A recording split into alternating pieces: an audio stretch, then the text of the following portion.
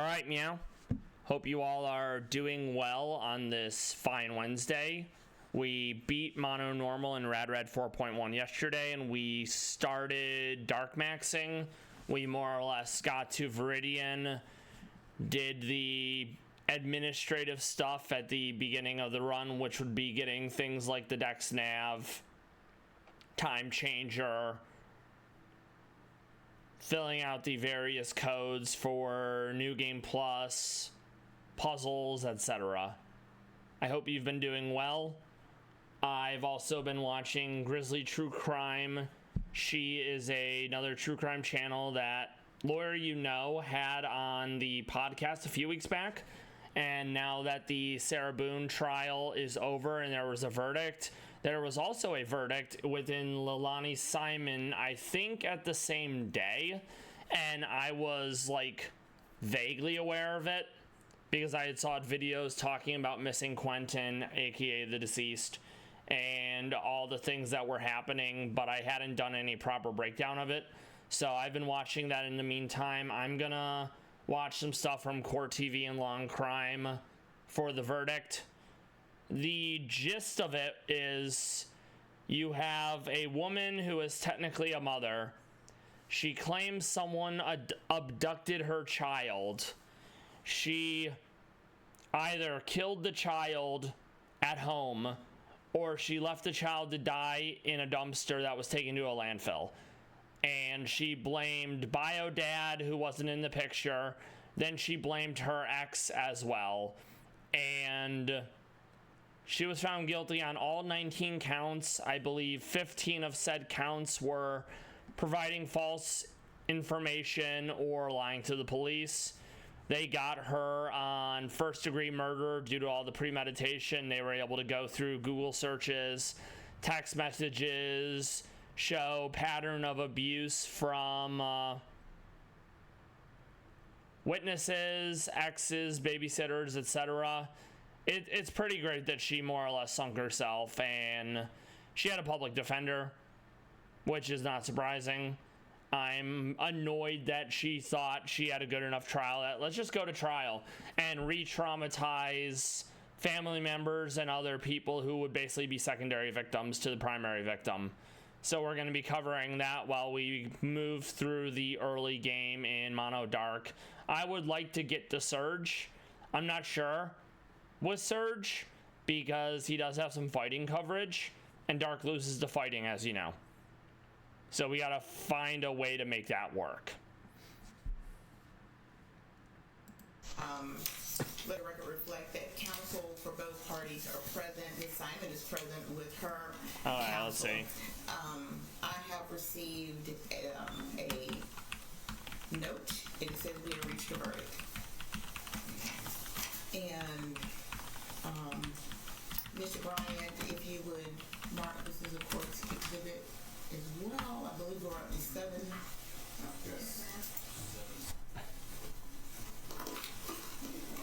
Okay. And if the parties wish to see this note, you're welcome. Okay.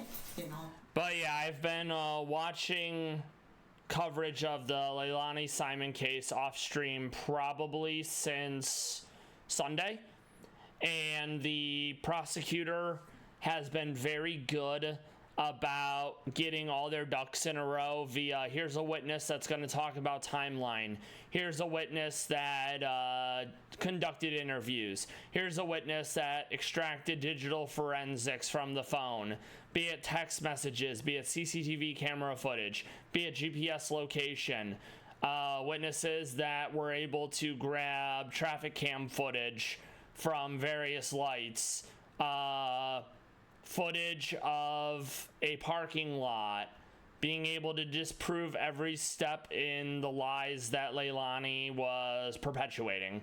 So we got her banged her rights. She was found guilty. We don't know what her sentence is yet. We have to wait until, I think, early December to figure out what Sarah Boone's sentence is. So now we're going to make our way through Mono Dark. I'll hand this back down, Mr. Lake. Magica, thank you for stopping by. Hope you've been well. We finished Mono Normal yesterday, And now we're doing Mono Dark. We're breaking down the verdict. Well, we're covering the verdict of the Leilani Simon case. She has been found guilty. She murdered her child and abandoned it in a dumpster.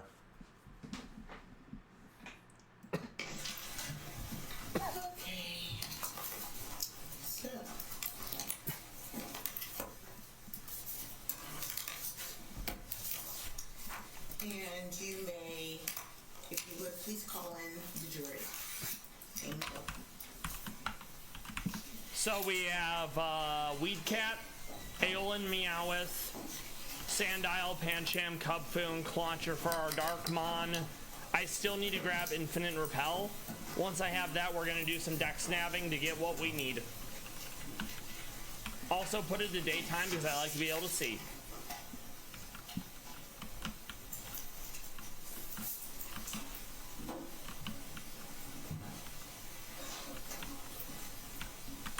Yoink.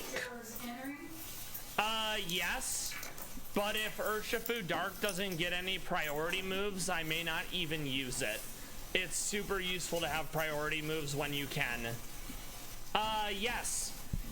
I sadly did not get Feline Prowess Meowth. I have Technician. So I'm probably gonna get a second. Meowth, and I'll deck snap for Feline Prowess.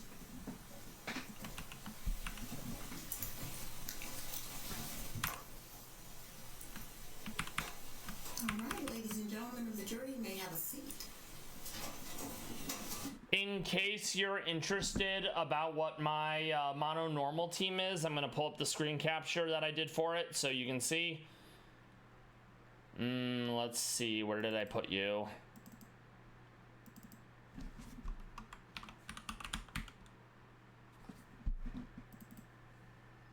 It's not a large picture, so that's actually kind of annoying. Let me see if I can pull it up in print or something and make it look bigger. Alright, it was fighting Melioda, it was Raichu, it was Blissey, it was Wordeer because fur coat, it was Blood Moon Ursaluna, and it was Mega Kangaskhan. Of the four, what's her face? Lorelei was the hardest. Bruno took like 3 tries. Agatha took a few tries because I really wanted to get the, not the Fluttermane team. Yes, I actually had to use normal Kangaskhan for a few fights because Zacian with that close combat, it was a problem. But we got there. And Lance, once I was able to consistently get the sequence of events, because early on what was happening was it would I would kill Aerodactyl, it would go into Primal Dialga and just wipe my team with Roar of Time. And that wasn't great. So eventually it was able to go into Metal, and we were able to kill Metal. So once that happened, it wasn't too bad.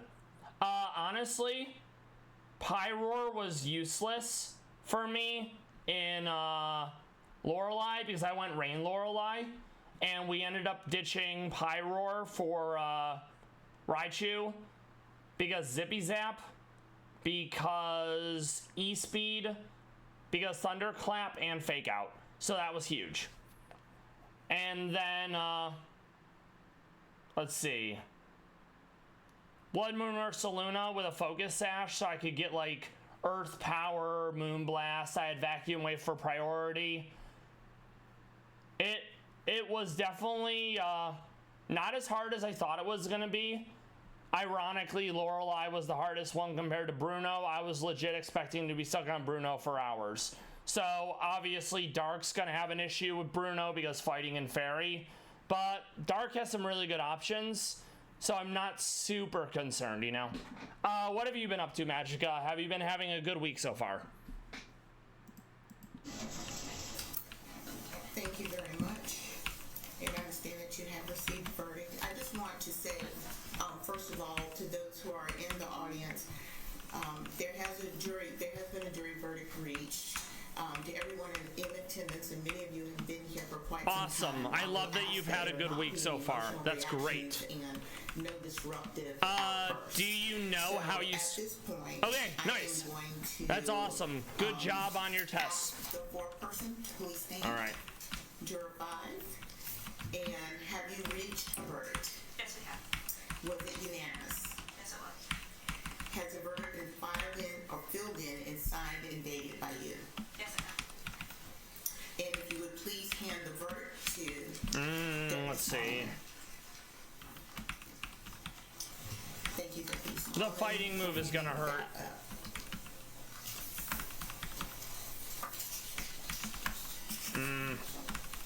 I guess I'll just go Kung Fu.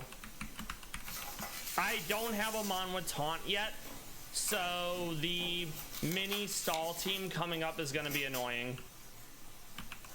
No. Alright, so we're gonna Aerial Ace, Aerial Ace, Aerial Ace. We're gonna go into Sandile, Dynamax Cannon. Metronome is wild, you know. Okay. In this, I started with Sprigatito because Protean Meowscarada is extremely powerful and it's super fast. In Mono Fire, I started with Litten, and with Mono Water, I started with Froakie. So I've gotten a lot of coverage on the other dark types.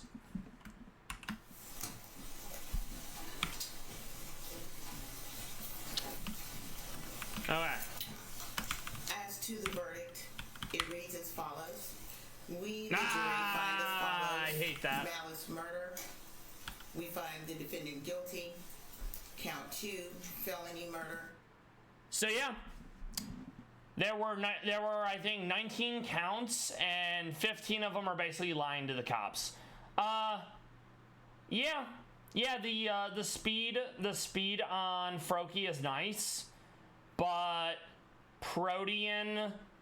So you're gonna have Sucker Punch, I think, and then you're gonna have U-turn, Flower Trick, Play Rough. Very powerful. So that's why we went with it. We find the defendant guilty. Count 3, felony murder. We find the defendant guilty. Count 4, concealing the death of another. We find the defendant guilty. Which she absolutely did. She destroyed the child, dumped it in a dumpster, lied about it, made up a bunch of cover stories, and she didn't account on basically cameras being everywhere, people not willing to lie for her, and digital forensics disproving all her shenanigans. Count 5, false report of a crime. We find the defendant guilty. Count 6, making a false statement. We find the defendant guilty. Count 7, making a false statement. We find the defendant guilty. Now we can do deck snapping. 8, making a false statement. We find the defendant guilty. Count 9. I forgot I don't have the Pokeball yet. We find the defendant guilty. Count 10, making a false statement. Yes, and I'm glad you mentioned when the justice system actually works, because I was also talking about the Delphi case up in Indiana. The gist of it is there were 2 girls walking on like a train track type walkway. They came across a guy that was known as Bridge Guy. Bridge Guy murdered them. Bridge Guy possibly did sexual assault to them. They were posed in a position that would make it look like a ritual killing tied to Odinism. There was nothing for a long time. Then Richard Allen started talking to the cops, and he was like, so by the way, I just happened to be there on the same day at a similar time. Then there was nothing. And then next thing you know, they bring him in. He sits in solitary confinement for 1.5 years. He gives a false confession because he wants to get the solitary confinement to end. And there's a lot of evidence that the prosecution has that's really weak. So, for example, there was a .40 caliber handgun bullet found at the scene of the crime. It was cycled through the firearm, and it was not fired. So it had an indent on the back where the primer would be to indicate that it was cycled through. The prosecution claims that that is the gun and the same kind of bullet that resulted in the death of these children. When the prosecution went to try to replicate using the slide and the action to cycle through the bullet, it was never able to make the same mark that they allege the gun would have done if it were cycled through. So right off the bat, that's weak. The confession is a false confession, but people are gonna hear. Okay, so there's several things to that. There's several things to that there, and I'm gonna break that down. Yes, people who do certain crimes, they do horrible. Other criminals will do horrible things to them. So there is certainly an angle to isolate the person for their own safety. But in America, normally when you are waiting to go to trial, you sit in jail. Instead of sitting in jail, Richard Allen was transferred to a maximum security facility, and he was thrown in solitary confinement from the get-go. So up until the verdict comes in, you are cloaked under the presumption of innocence, and from the jump, as soon as they had their eye on him, they more or less tunnel visioned on Richard Allen, and they've been trying to make the evidence fit. So you combo that with the false confession, you combo that with the fact that one of the defenses that the defense wanted to use, aka the whole Odinism thing with the Odinism cult and the ritual killing, that was not allowed. There are no cameras allowed in the courtroom. That it is not open to the public. It is the opposite of transparent. The long and short of it, it stinks to high heaven.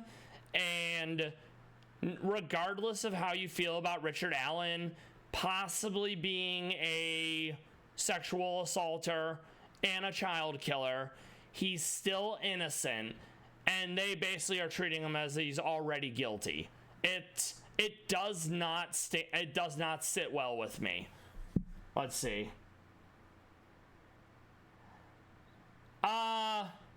Yeah, they more or less do that here. Jail is only meant to be for up to a year, and that's why they don't have a lot of the rehabilitative facilities, the colleges, the workshops, etc. There's a lot of correctional facilities in bumfuck middle of nowhere in the US. Yeah, exactly. It's not uncommon for prisons, reactors, various power facilities to be away from the public, and no one wants them in their towns, you know? But yeah, so I don't know if Richard Allen did it. He's still innocent until proven guilty. He is not getting a fair shake, and I fucking hate that. We find the defendant guilty. Count 11, making a false statement. We find the defendant guilty. Count 12, making a false statement. We find the defendant guilty. Count 13, making a false statement. We find the defendant guilty. Count 14, making a false statement. We find the defendant guilty. Count 15, making a false statement. We find the defendant guilty. Count 16, making a false statement. We find the defendant guilty. I forgot I didn't have a ground move. Count 17, making a false statement. We find the defendant guilty. Count 18, making a false statement. We find the defendant guilty.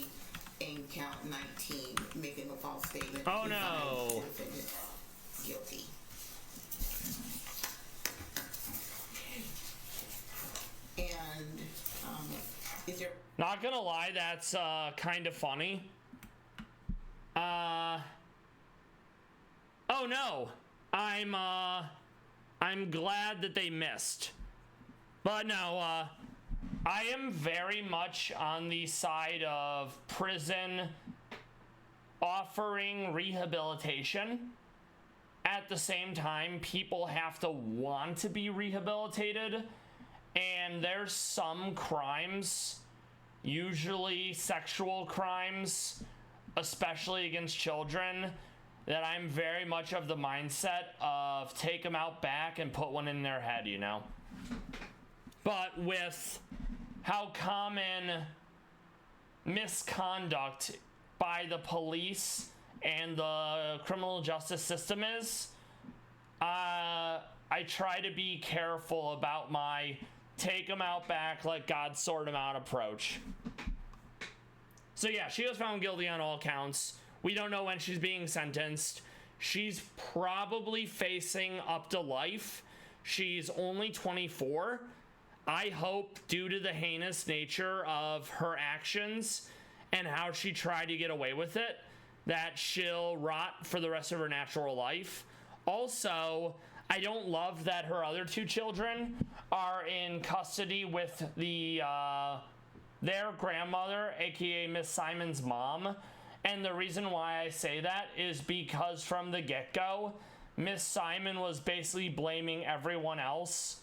Miss Simon's mom, Billy Joe, was blaming everyone else, much like Miss Simon. And while it was early on in the investigation and everyone and their mom was looking for the missing baby, Billy Joe and Miss Simon were on vacation. They were doing body shots. They were acting in a way that someone who they're not acting in a way that a grieving mother and grandmother need to be. And it gave me shades of Casey Anthony. Absolutely, the argument is everyone processes grief in a different way, but the average person or the average juror is going to look at that and be like, yeah, no. Also, let me read this.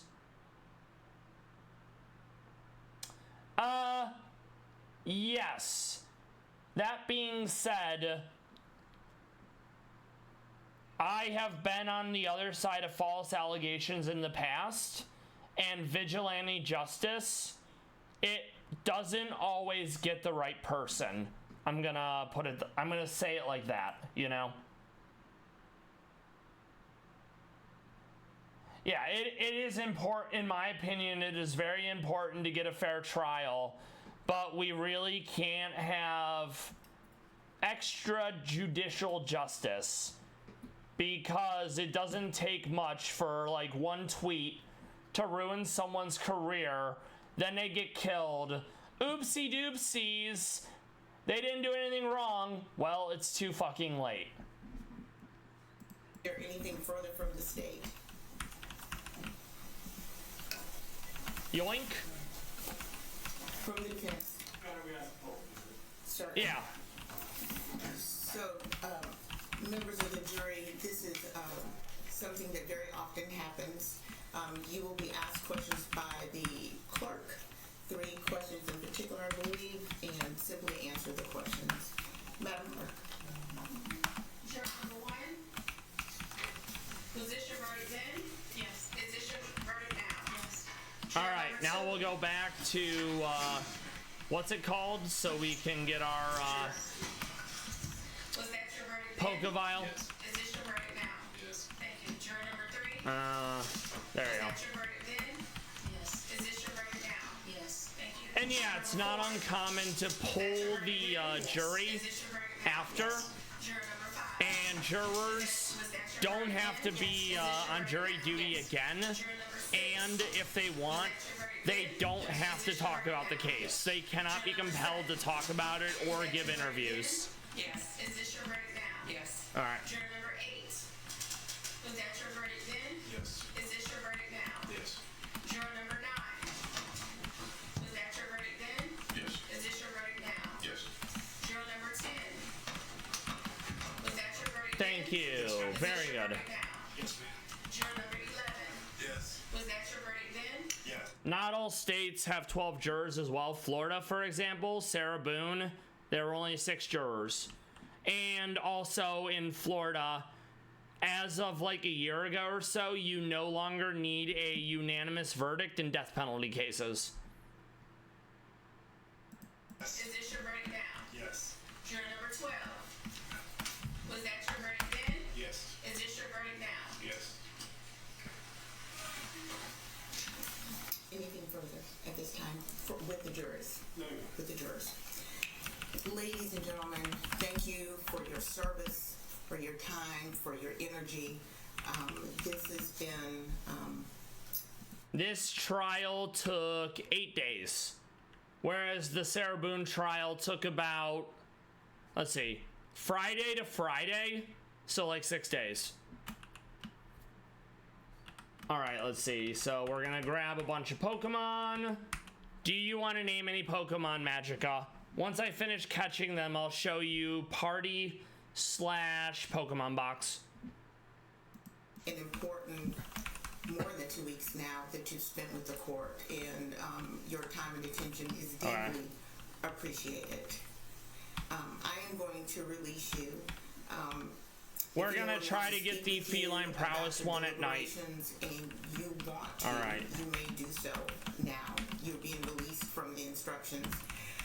You're not under any obligation to speak with anyone about your experience, but you may do so if you choose. It's also worth noting that throughout this whole trial, the only emotions that Leilani Simon has even shown were being annoyed, being frustrated when people were basically on the stand and being like, she's a fucking liar, she's a shit mom.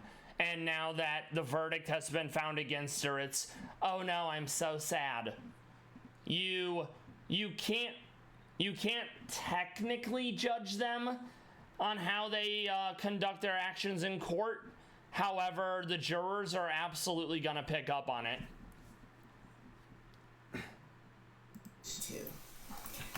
I am ordering that there be no contact with the jurors in the courthouse or on the courthouse property. But I do release you at this point. Thank you. You're free to go. You're okay, Nope. Back. No, alright, so good. Cheese boy. Well, cheese girl, so that's gonna be Ratilda if I use her.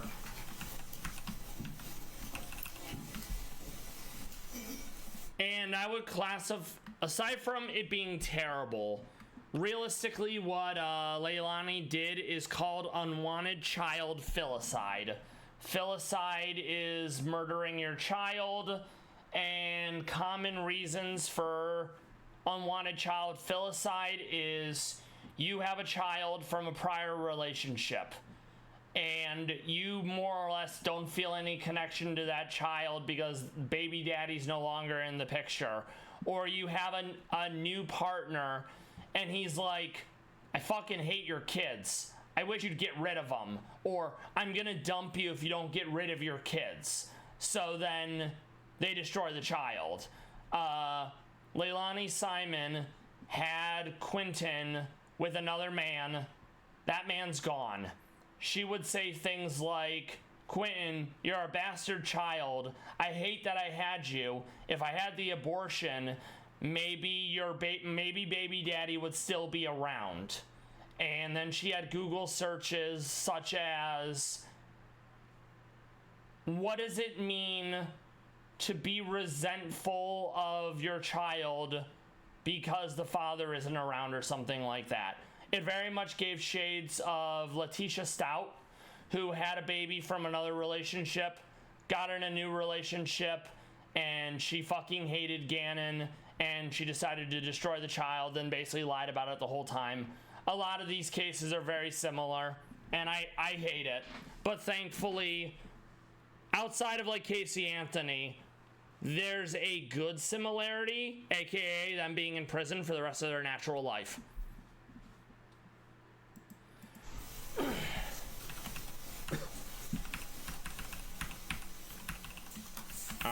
let's see. So good. Good, good. We already have you, that's fine.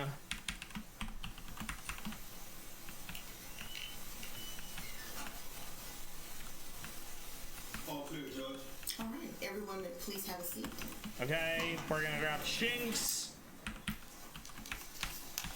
Sentencing will not occur at this time. It's going to be scheduled for another date. That's fine. We'll come back and watch sentencing when we know what day it is. If there's anything to be presented in aggravation or mitigation, I'll hear it at that time. All right.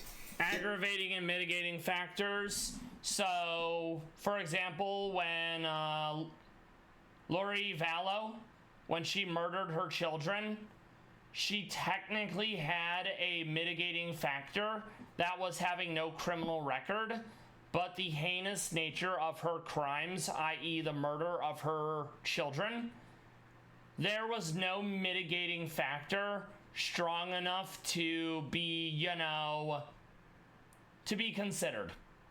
Aggravating factors, this was premeditated, you have a criminal record, you've done stuff like this in the past, you're completely unrepentant, you tried to get away with it. So I suspect, because she does have a prior record, the heinous nature of her crimes, the lack of emotion she showed during the trial, the way she tried to get away with it, all those lies, there's probably no mitigating factor here. Technically, she was struggling with substance abuse, but you taking drugs of your own accord, it's not going to hold much, if any, water when the sentencing hearing happens. And then there's usually victim impact statements, so like the babysitter's mom will probably talk, bio dad will probably come in and talk, people that knew Quentin will probably come in and talk. And it's very helpful to be able to face the monster that did this and really just let them have it. You know, it's important for the healing process. And I don't think all states/countries force the defendant to attend the sentencing hearing, but I hope they do in this case, because that can be a real FU to the victims. When it's like, oh yeah, you're going to be sentenced, but I'm just going to not show up. Lucy Letby, the nurse in the UK who murdered all those babies, she just sat in her prison cell and she refused to attend. And there was nothing they could do about it. But I think there's legislation in the works that will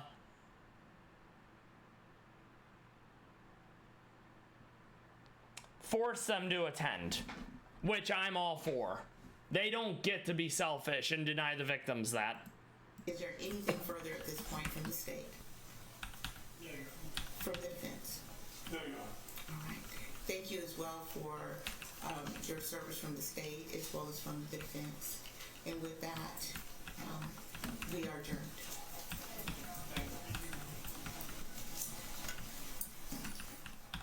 Okay, Old Rod. We do have Old Rod, so we're going to grab our core fish. I mean, this part doesn't really matter, but it's like, oh, that's fun. So, Rock Smash. Rock Smash. I just lucked out. I'm extremely powerful. This is Old Rod. Let's see.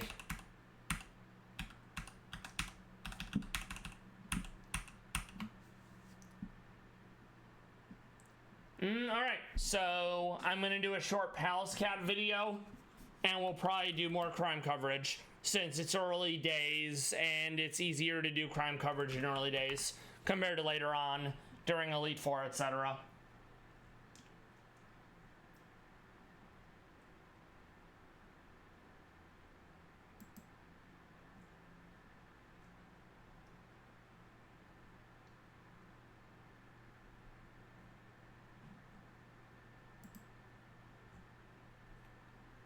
If there's nothing good here, I'll go to the Discord or the my private Meownwell stash.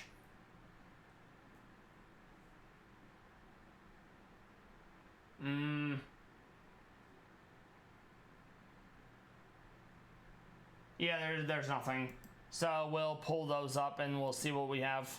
There's definitely a few good ones. All right, let's see.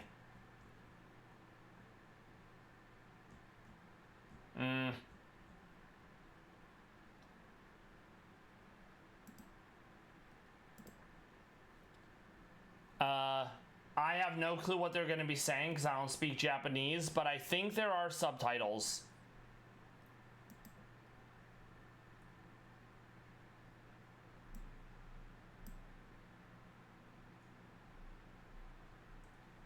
Yes. That's fine. Yes! Pallas Cats.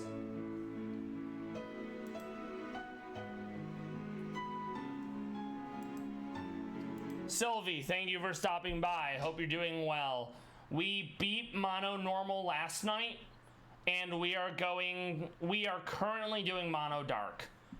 Pallas Cat break, we just watched the verdict on Court TV of Leilani Simon, the mother who murdered her child and dumped it in a dumpster. 15 of the 19 charges were related to lying to the police.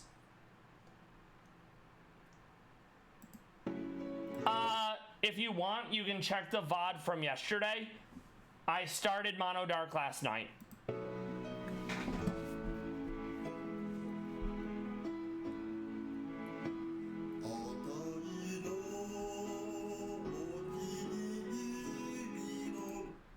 I don't know if this song's gonna get me copyrighted, so we'll just not have that, but we will have the subtitles. This is very likely gonna be a song of Bull and Polly since it said 1,000 polypans. My day has been okay. It's been me watching more crime coverage. I've been watching Grizzly True Crime, breaking down the Leilani Simon case now that the Sarah Boone trial's done. Polly and Bull are a couple of Pallas Cats that have made Minul before, and they are at the Nasu Animal Kingdom in Japan. When Bull was sick, because he was away for a few months, they tried getting Polly and Lev to breed, but Polly doesn't really care for Lev. Female Pallas Cats bully the men, which really sucks. But Lev's produced some Pallas Cats before, so it's not the worst thing in the world. There's Bull on his stump. Bull loves his stump. He's got the beans on display. This is in the middle of summer because you can tell there's no snow and their coat isn't very thick.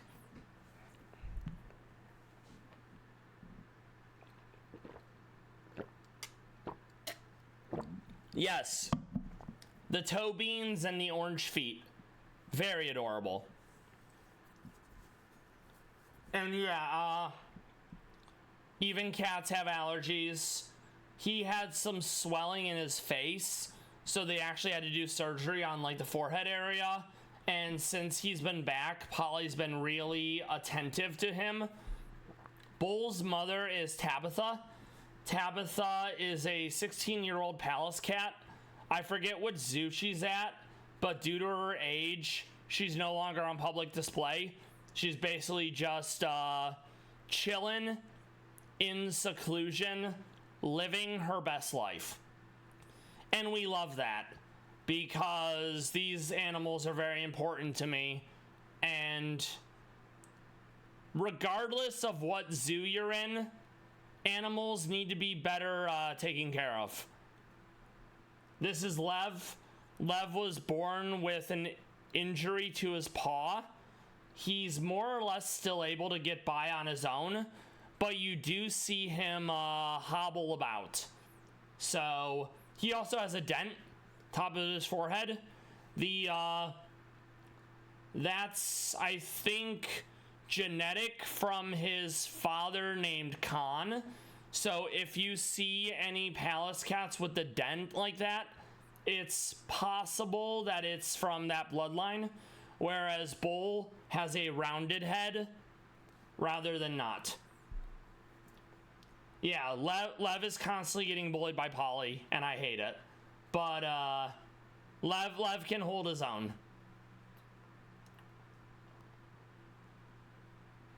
So, what have you been up to, Pixie? Did you just get off of work? What are you going to be doing for the rest of your night?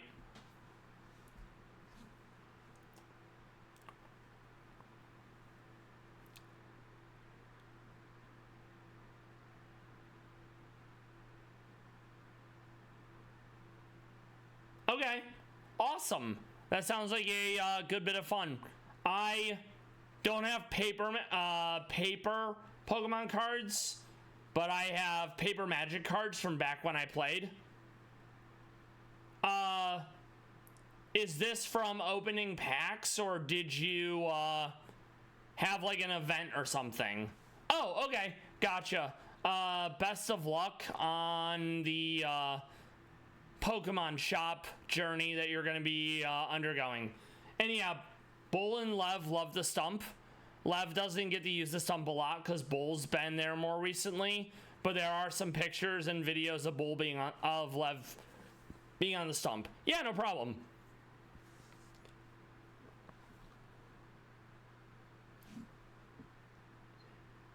But yeah, I wasn't a cat person at all before learning about Pallas Cats. Yeah, there's technically a smaller stump because there's videos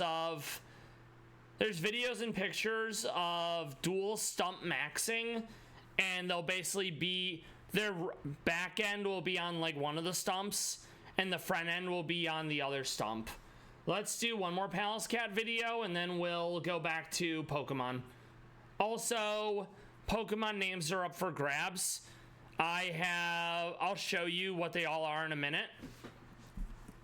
But we have in the party so far, we have a Clauncher, we have a Pancham, we have a Sandile, a Meowth, and a Cubfu. We also have a Morpeko, a Seedot, Maschiff, Poochyena, Zigzagoon, Rattata. No, I don't have I do not have a name theme. I often go with what I find funny or what I like.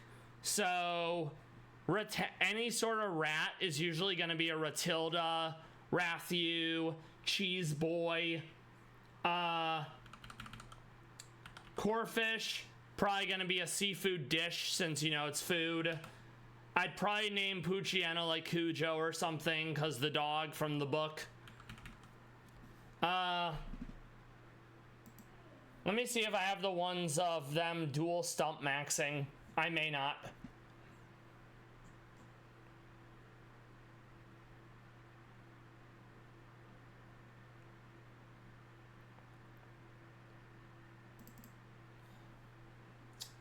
I gotta zoom out, but I bought a plush Pallas Cat, and then I bought a fake stump for it. So that's a good bit of fun. Well, I'm gonna leave that on there while I look for other ones. It is. I also bought hand-painted Russian nesting dolls of Pallas Cats, which I'll show you those. There you go. Actually, I'll zoom in a bit. They all have different facial expressions, and the smallest one has blue eyes because most baby animals have blue eyes to denote a lack of color. Yeah, I'm gonna look for the one where they were doing dual stump maxing. Let's see if we can find that. I think the site was like Mercari or something, or maybe Wish, maybe like a Wish.com site. It took a while to come here because they were hand painted and they had to be shipped from Russia. It may have been Mercari. I'm not sure. I would have to check my Google history. Welcome back, Magica. Hope you're doing well. Yes, I would say they very much did. Stump has image.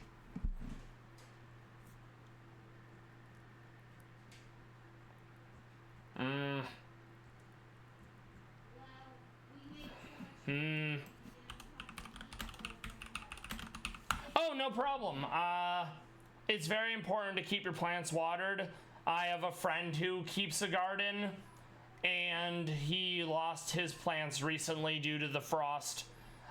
Yes, I could name a Lokix Peekaboo once I actually, get the normal Lokix. I only have a Sevian, Nimble right now. Okay, let me pull this one up. So yeah, this is, dual stump Lev. You can see he's on the front stump and the back stump. Very adorable.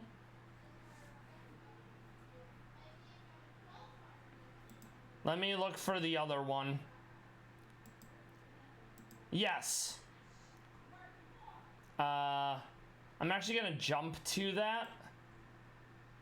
Oh, here's another really good one. Bull getting a big old stretch on dual stump maxing. We love when they get a stretch like that. It probably feels amazing.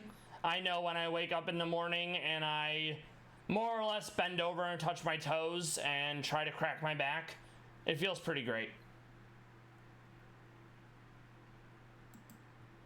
All right. Back to Pokemon. I'm gonna see if there's any more crime coverage I want to do. Yes, must be a super satisfying stretch. By the way, Pixie, do you have any pets?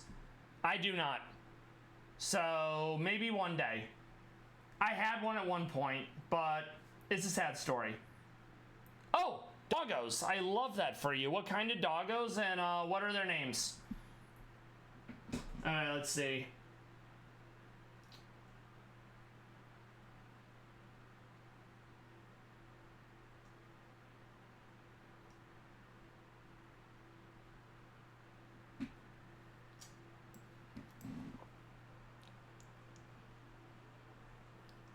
Okay, Kuro, very cool.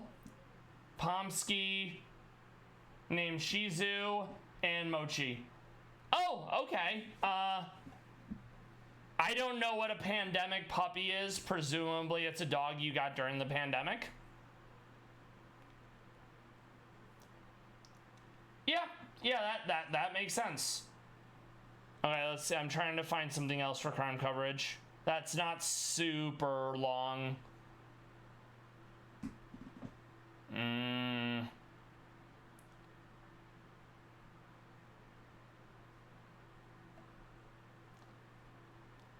Oh no! I hate that for your doggos. That is most unpleasant that they are more or less beset with crippling anxiety due to them spending the majority of their lives in the whatnot, you know?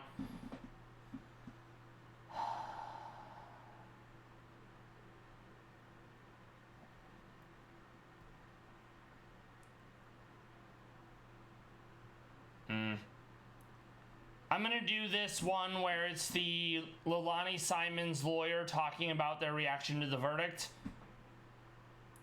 I mean, yeah, food's pretty good.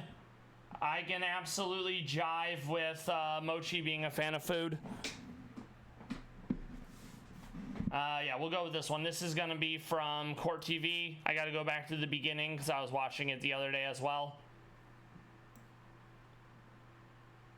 I mean, the evidence was really bad for Leilani Simon, so pretty much all the public defender could do was poke holes to try to cast reasonable doubt, but it was just too much for the case.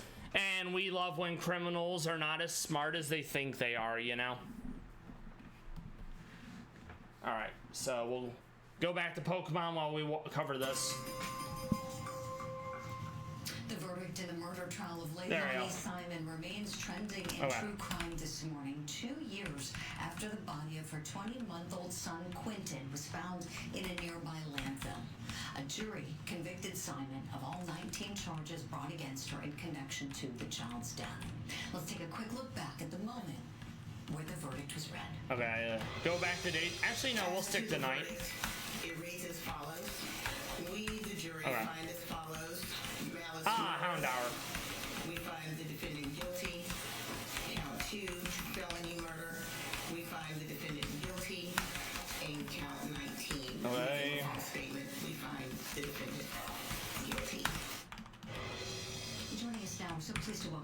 special guest, the lead attorney for Leilani Simon. Also, once we have access to cut, I can go back to the raid den on, what's it called? The raid den on the current route. We can grab an imp dimp. Ferry coverage is going to be really handy in this run. And Martin Hilliard. Good morning, Martin. Thank you so much for coming on the program. Good morning, Ms. Grant. So tell us, I understand that you did talk with your client, Ms. Simon, over the weekend. Any updates you can share with us on her? Ferry's an extremely strong typing. Even with common weaknesses to steal and poison, being able to bait the AI by like, oh man, I can't believe you're gonna do a dragon move. It'd be a real shame if I swapped a Ferry in. I love that, Magica, for you and your dog. That's great. I love that he's able to keep you active. I mean, she's obviously disappointed in the verdict. I mean, we haven't gotten a sentencing date yet. As I do with all cases, she's going to appeal and file a motion for new trial. So, I mean, it's... And yeah, it's standard protocol to be like, oh man, we lost. Okay, appeal. And a lot of times, the prior court's ruling will be upheld. So it'll be like, oh man, we're gonna file this appeal, and it's like, well, denied, get fucked. And then I look forward to sentencing. You know, initially it was a shock, as it would be for anyone. Sure. What about her other two children? Can you speak I believe they're currently in the custody of the grandmother. My understanding is her mother has custody of those children. And it's worth noting that the grandmother is the mother of Leilani Simon, and the mother produced a child killer.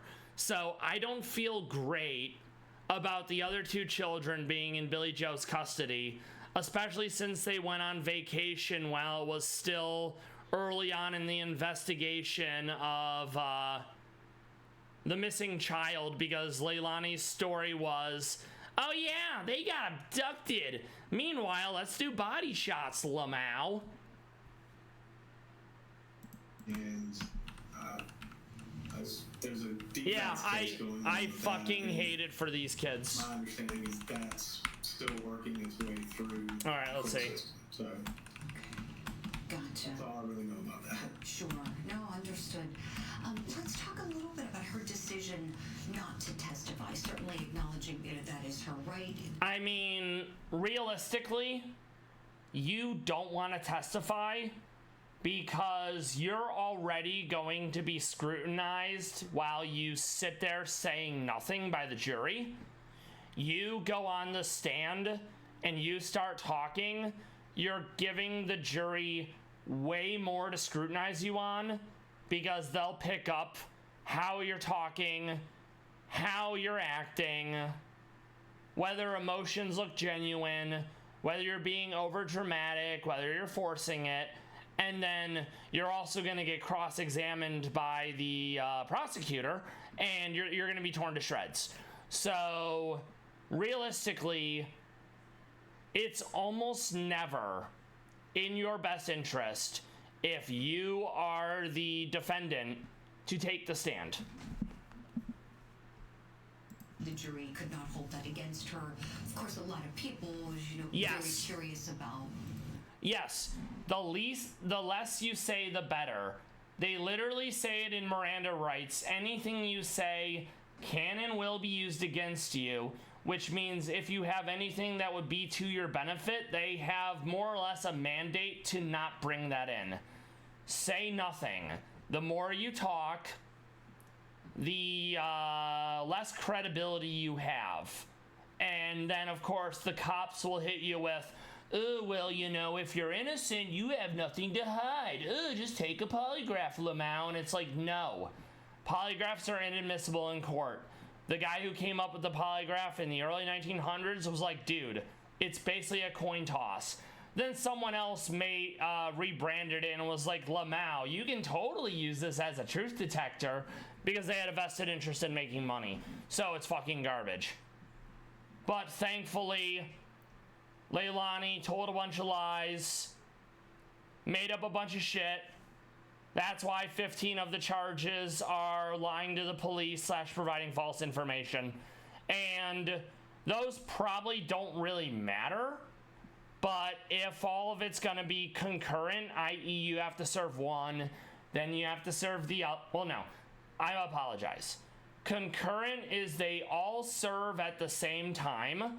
Consecutive is you have to serve one after the other. Granted, someone can only serve like one life sentence, but consecutive life sentences really symbolize you're a piece of shit, you're leaving in a coffin, and we want the community to know that we take serious what you did. Yeah, the lie detector is not accurate. It is absolute BS, and the only value a lie detector has is if the person you're interrogating doesn't know the lie detector is BS, they will use it as an interrogation prop, and that can be used for great success. But if someone knows it's BS, well, you need to take a polygraph because and it's like, no, they're not admissible in court and they're bullshit. So you ask for a lawyer, you stop talking, and that's the end of it. Not legal advice, but you gain nothing from taking it. In fact, one of the people involved, Paul Simon, I believe that's the younger brother of Leilani, he actually was like, yeah, my polygraph. And the prosecutor was like, you didn't mention it because you know they're not admissible, right? And it's like, yeah, but I did take a polygraph because the average person thinks a polygraph is useful. What she may say if she would get up there.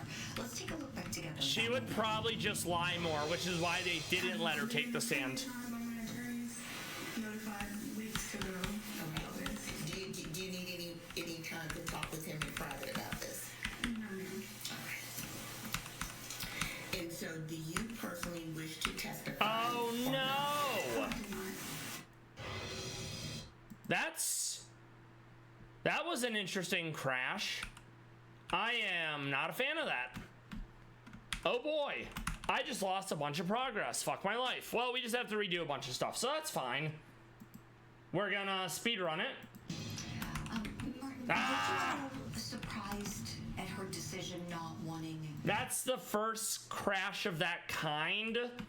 The crashes I've had have historically been I go to fly and the screen goes black. Okay. To testify, or did you think that? Yes, preferably the first and only. No, I was fairly certain she wasn't going to testify. It's something that we discussed at length leading up to it. There was a question about the manner and method in which Quentin died, and we knew the state was going to make a big deal about the statements that were made during the investigation. Oh, of course. And she ultimately decided that she just didn't want to add to anything more to the state's case. Good. And chose not to She testify. already added a lot to their case. So, yeah. Decision that she made there. I wouldn't say smart, but you know. Not the best thing legally, as you know, Martin. You mentioned some of the statements that could kind of come back. All right. To haunt her, so to speak, if she were to get up there. During one of the interrogations, she seemed to concede that if she did something to baby Quentin, oh yeah, I remember this. She would take responsibility if that was the case. Let's look back at that. Not really, but okay.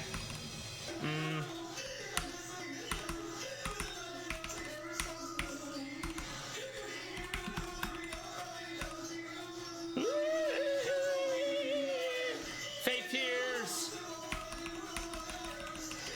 All right. Martin, would you speak to this piece of evidence, please? Because many could watch this and interpret it as perhaps an admission of guilt there. It absolutely is an admission. She's self-snitching there. Definitely trying to play it. The reality All of right. it was that was part of. She made a number of statements, and that particular statement. Now remember, lawyers are doing their jobs.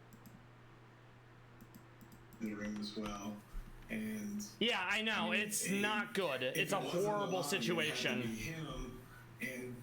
And yeah, it's definitely not cash money to be smote by Zeus. If it was really high winds or snow, those were mostly the times, but the snow would have to be like many feet. All right. Honestly, I'm still not convinced that either one of them did anything to Quentin. And that's his job, because she can still have appeals. But he can't be like, yeah, you're full of shit, bitch. But he was definitely key to them securing a conviction. All right. For sure. So, oops. Are you referencing, Martin? All right.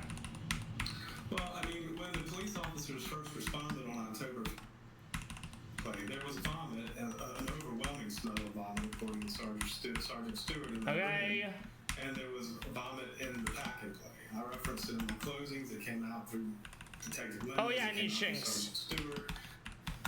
And the one concerning thing for me was, Mr. Young can never one time mention that. It doesn't necessarily indicate foul play, which is what I had said. If we have to offer a theory, there are other theories other than something was done to Quentin. But it was important for the state to have Danny testify in the manner and method in which he did, and he was more than happy to do it, as you know from him doing the hotel audio and video. Yes, Danny agreed with the local law enforcement and the FBI to have his phone bugged for over a month so they could gather intel on Lolani. And nothing has come out that Danny knew or was involved in Quentin's murder before people get like, he knew about it and he provided a cover, man. So what's your theory on what happened to baby Quentin? Okay, we're gonna save because it's been a minute. I don't want to redo anything. That's exactly what I said in my closing. I honestly believe that these two were doing drugs, that the baby either got hold of the drugs or had some sort of other medical emergency.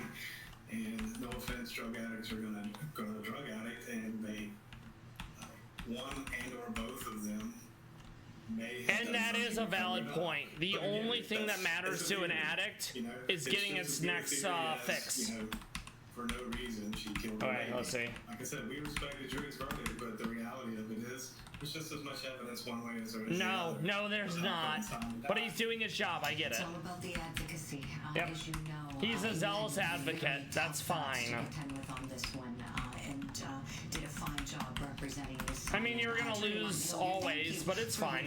Thank you for coming on the program today. We hope to see you again sometime. Okay, good. Thank you very much, Ms. Grant. I appreciate it. Alright, so let me drop another Pallas Cat video after that. There's a good one that I was looking at earlier from a Chinese either YouTube channel or something else. It's coverage of wild Meownwell, which we love because the wild ones go hard.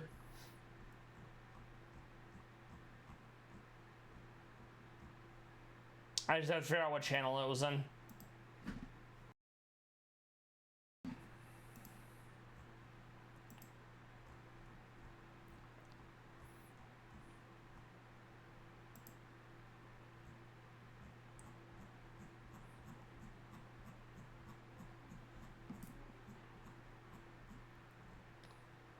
Oh, this is a good one. This is Grusha being fed. And he's at, I think, the Asayama Zoo in Japan. Let me pull it up. Do it off screen. I don't want to dox myself if it can be helped. It's a piece of chicken, most likely.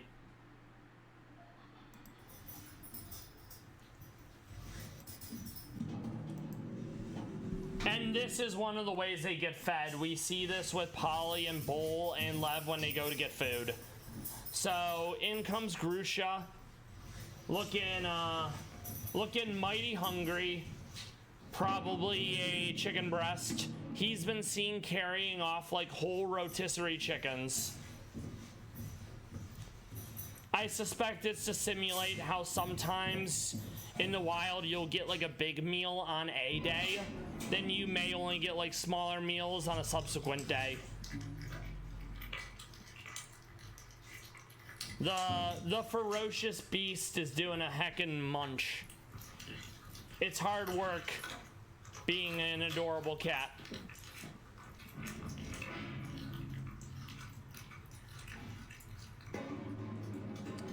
Yeah, I actually didn't watch it with audio before, so I wasn't expecting the chicken ASMR.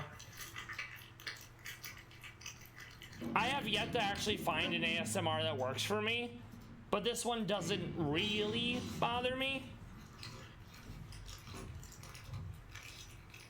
Grusha is part of the Flower 5. They were 5 Pallas Cats that I believe they were born to Shawl, a female Pallas Cat. I think it's Iris, Lotus, Grusha, which is Russian for pear, probably Honey, and then there's like one more I'm forgetting.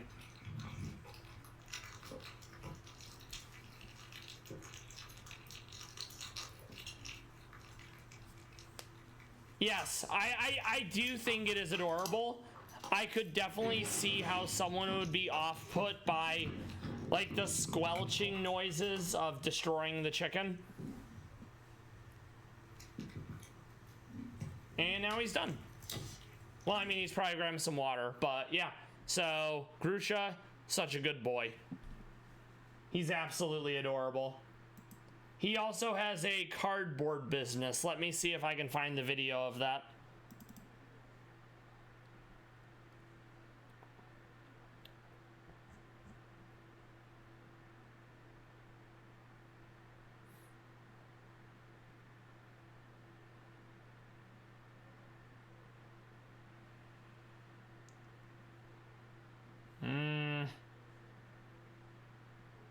Here we go.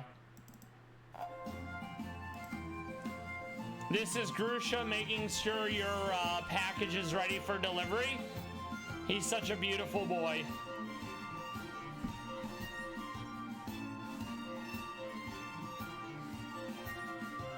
And his white socks, they're very stylish.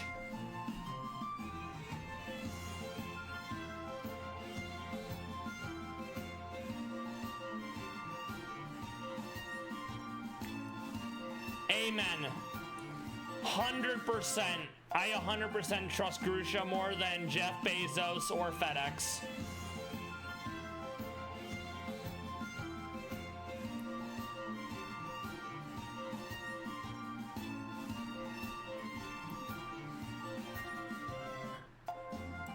Alright, back to Pokemon. Let me pull up the Bidoof wave that I've been using for the past few streams, since it was pointed out via feedback that I basically needed less intrusive music.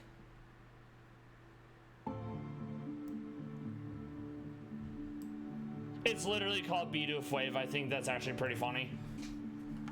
Alright, so was there anything else here I needed? Oh yeah, Scraggy, because I never got it in this run due to the frickin' reset.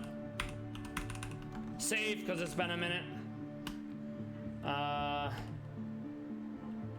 Let's see if there's anything else I need before we fight Faulkner.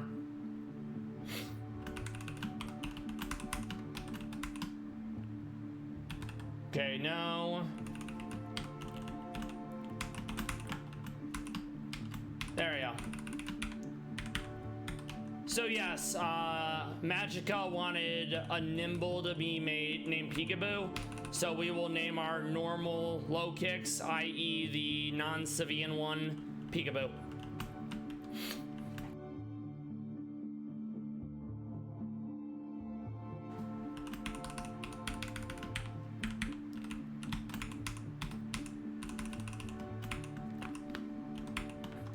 I didn't expect to have to redo all this, so I'm probably only gonna get the Misty today instead of Surge.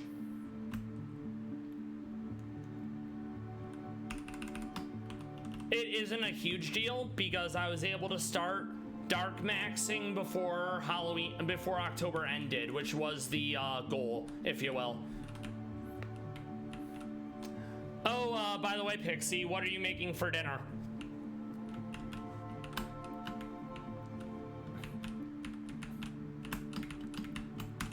All right, so save.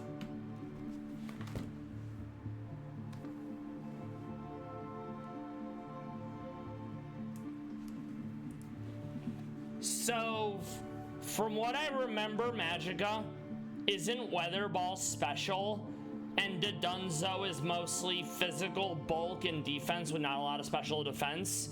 AKA, to me, it makes sense that you were able to one-shot it. Pho is really good. We have a Thai / Vietnamese place down the road that makes really good pho. And by pho, I mean pho. Yeah, completely understandable. I had some burritos today. Frozen burritos. They're not bad. I'm not sure what tonight's dinner is gonna be though. Oh, yeah. I mean, I'm not gonna give you a TED talk on my health issues, but I very much have to juggle what I eat, and I more or less have to balance, is it worth eating versus getting sick, you know? Okay, so it did have a chance. Thankfully, the chance broke in your favor. I love that for you, Magicka. So yeah, let's name that Nimble while we're here. Provided it's the right one. Let's see.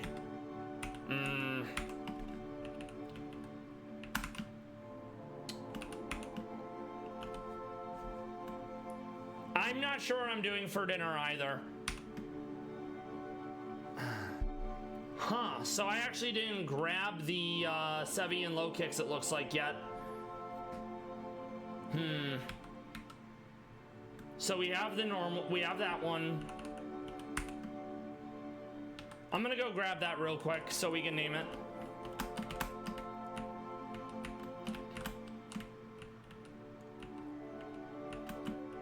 I mean, I'm not super hungry, so it isn't a huge deal, you know. Sweet potato, that does sound good. Interesting inclusion of the eggs. How are you gonna prepare the eggs, Magicka?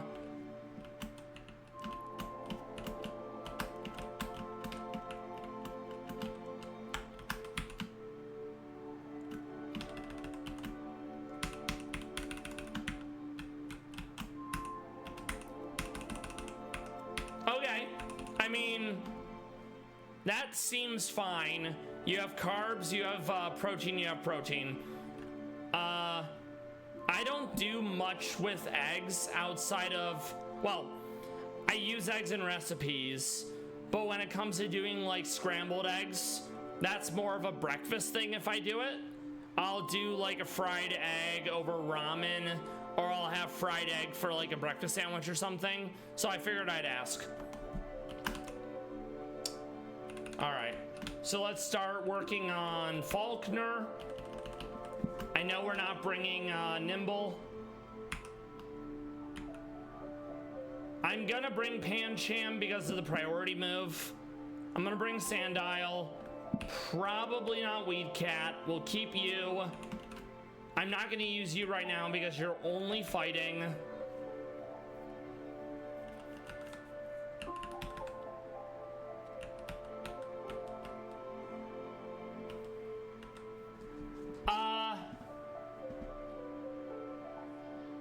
No, yeah, that absolutely makes sense. Another way to make the eggs really fluffy is you use like a spoon and you gently fold the eggs over in the bowl instead of using a whisk.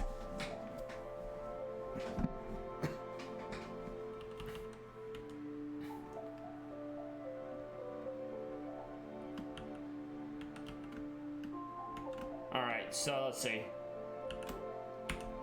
So Shinx, there's multiple flyers, so I am gonna have Morpeko as well. So that's probably fine. Let's get one other like backup, you know.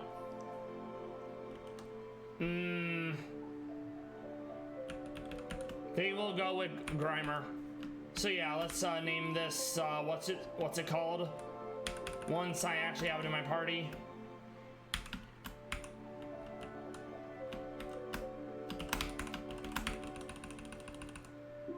Yes.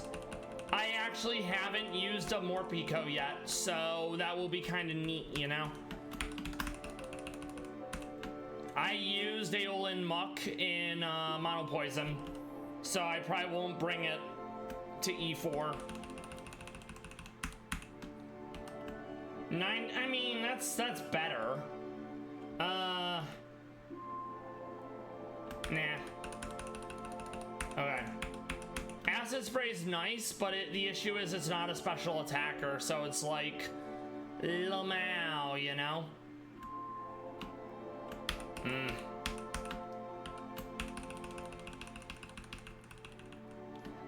Zippy Zap on Raichu went really hard last night. Once I added Raichu to the team, we were able to beat Lorelei first try. Okay, will Nyx charge? Nyx Leer. Hell yeah. Love it. Alright, so we know right off the bat it's a Rufflet with Rock Smash. I'm probably gonna go Meowth with the Fake Out. Okay, so we'll go Naive.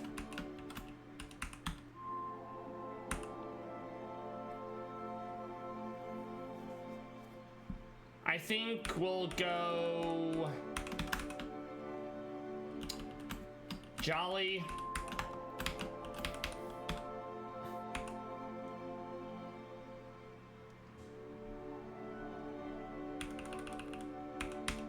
Adamant. Actually, no. Yeah, Adamant.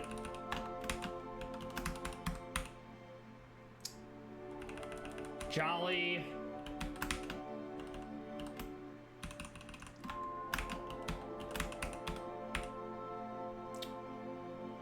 Speed down.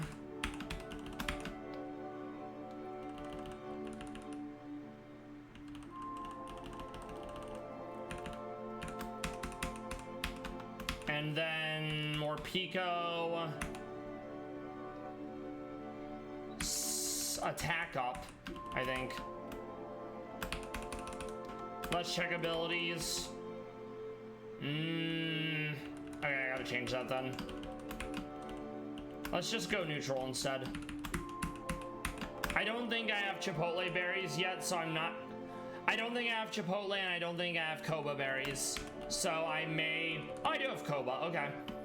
So we'll give that to Pancham. We'll give that to no one else. We'll go... No Chipotle yet, it looks like, so...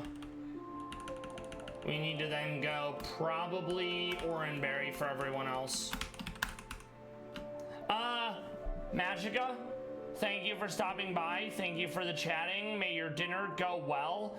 I appreciate the well wishes regarding winning an RNG. Take care and have a good rest of your week.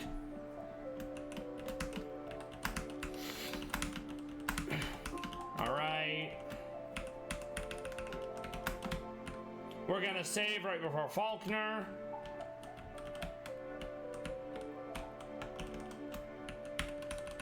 All right, go team. So right off the jump, we Fake Out. We Bite. It eats its berry. Of course. We're trying to get the flinch from Bite. Nice. Okay, one down. Flittle. I'm at half HP, so it's random move. But Flittle has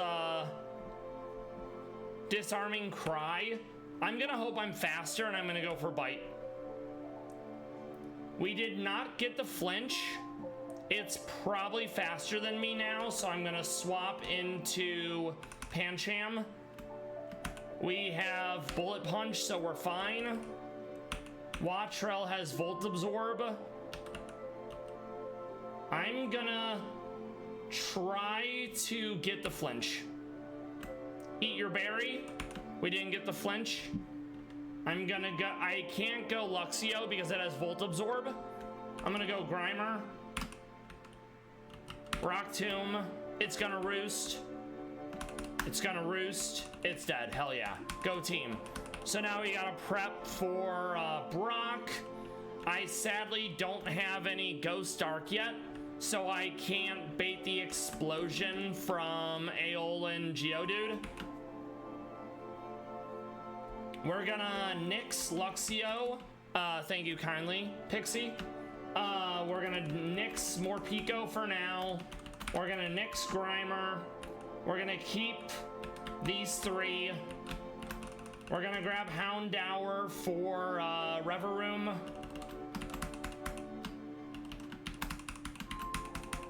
Okay, we're gonna grab Corphish. We're gonna grab... I still need something to deal with the Archon.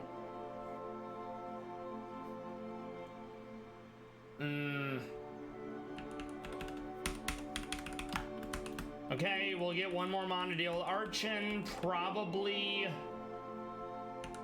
no.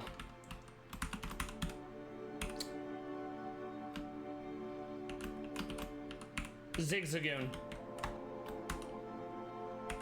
I don't have access to Move Relearner yet, so I still have to manually level them up. Once we get the Cerulean, we have access to that. Over Leer. Over Tackle. Okay. I'm kind of hoping I get Aqua Jet and Corphish soon due to how slow it is. Maybe not. Getting Protect early is nice because it means I get it before Erica. Okay. So we're gonna lead with Sandile. Sadly, I don't have a ground move. I do have a rock move though. Okay.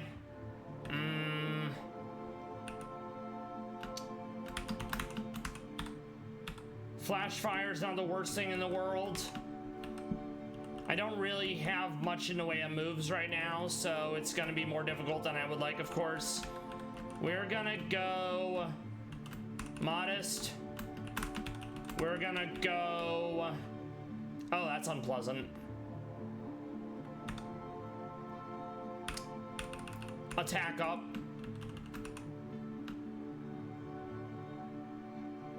Actually, no, we're gonna go neutral because we don't have biased towards one type entirely. Corphish.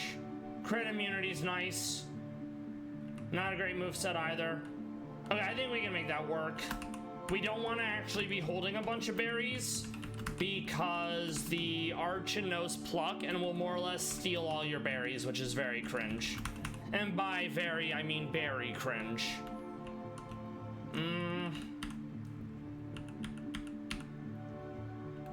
I'm gonna put Shellbell on Sandile.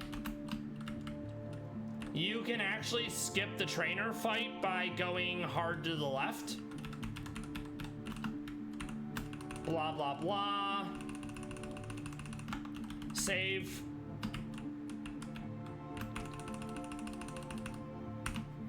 We're gonna go... I'm gonna try to get the flinch. Yes. Withdraws into Onyx. We want to go into Corphish. It's probably going to go Rock Tomb or Bulldoze for the speed drop. Yep.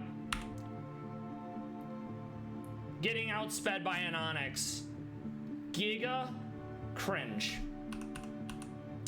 Varoom is probably going to go random move because I'm below half HP. It could also go Toxic. Yeah, Mono Fire was really rough. I actually had to do Brock like 5 or 6 times because none of my Mon were faster than an Onyx.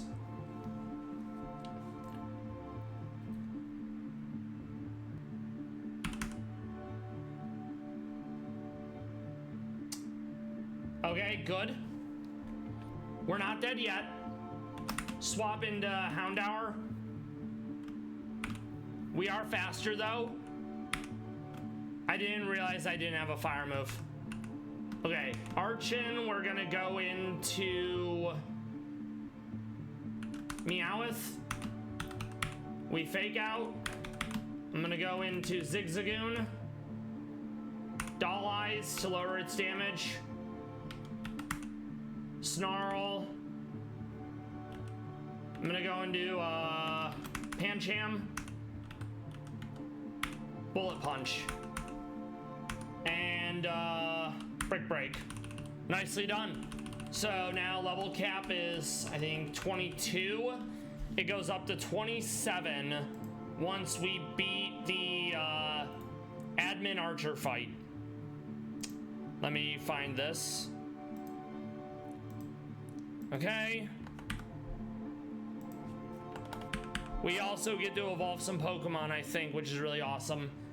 Yes, it did work out anyways. It definitely wasn't smooth, but it's fine. By the way, Pixie, have you been playing any Rad Red? Also, did you ever beat Surgery Match? Thank you. Let's see what we have here.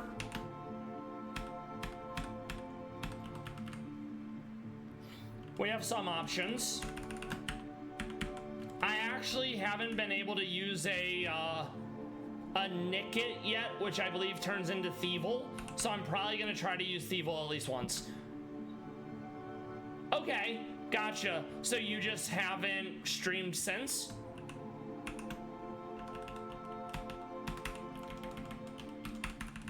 Yeah, I only play when I stream, but I also stream 4 days a week, so you know. All right, let's get the Thievul.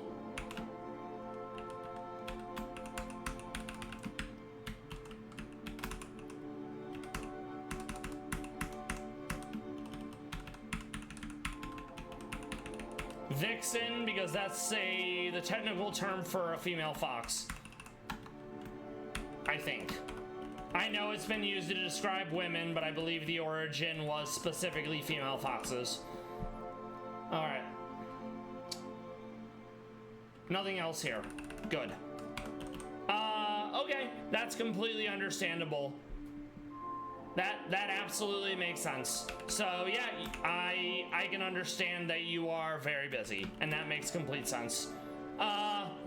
What does your husband like to do? All right, let's rare candy some of our mons up, since we don't have access to the move relearner yet. No, because I like the flinch. No embargo. I'll take it, but I really need Aqua Jet. There we go, that's huge. Because Corphish is not a special attacker. Nice.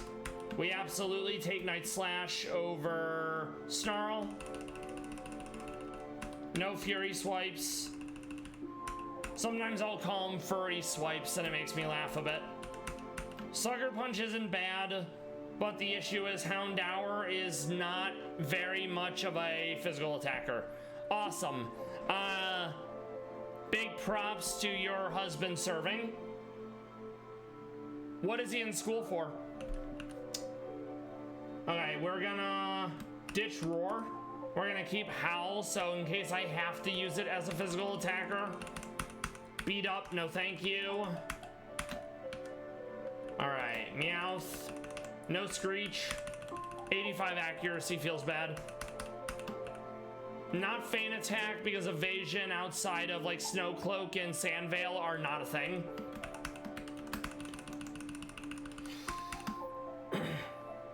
We're gonna next tackle. We're gonna lead with Sandile because Rock Tomb is gonna be an answer for a lot of things. Though Bite's fine too. Because Moxie.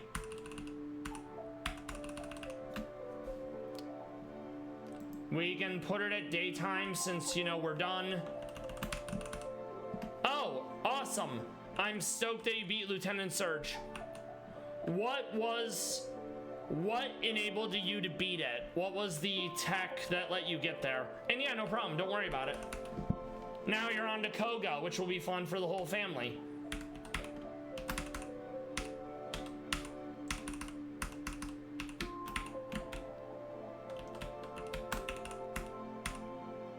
Bulldoze.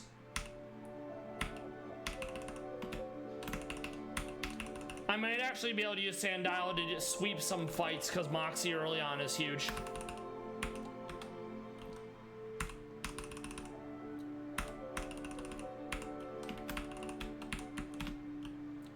Nothing else here I can catch, so we more or less move on. We grab the water stone there.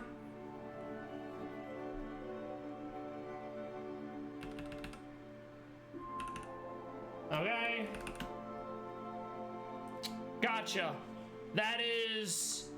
I'm pleased you were able to predict the AI with the volt switch and it got you where you needed to. Alright, so now we go into Mount Moon. Back to day, I like the sea. What do we have?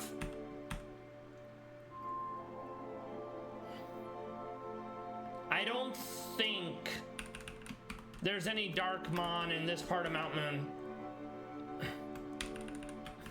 Yoink.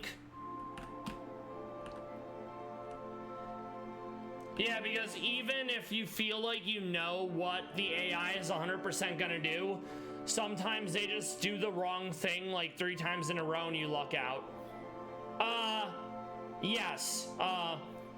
It's not a fun fight. It's definitely not as hard, in my opinion, as the rematches. The biggest thing that sucks about Koga, in my opinion, is he has a Sniper Drapion with Choice Scarf and Wicked Blow. And then he also has an Iron Valiant. So it's unpleasant. But it's not that hard of a team to beat, especially if you decide to utilize Trick Room, because every single Mon that he has is speed. I guess technically his Mega Toxtricity isn't super fast, but you can use a normal reducing berry for the Boom Burst, and then you can use like Hidden Power Ground or something and you'll one-hit it.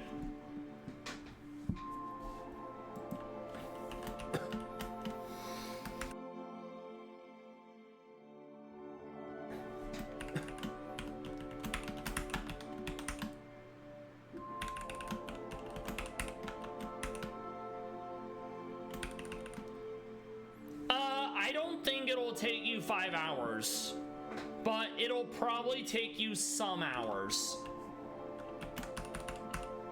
All right, Bulldoze. Bulldoze again.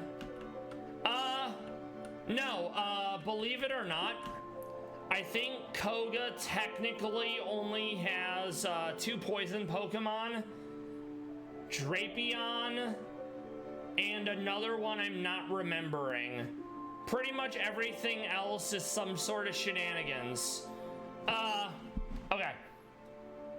About 13 hours, give or take. Because sometimes I'll have ones that are like 12 or 11. Then I'll have ones that are like 17 or 18. The speed run for this game is 3 hours.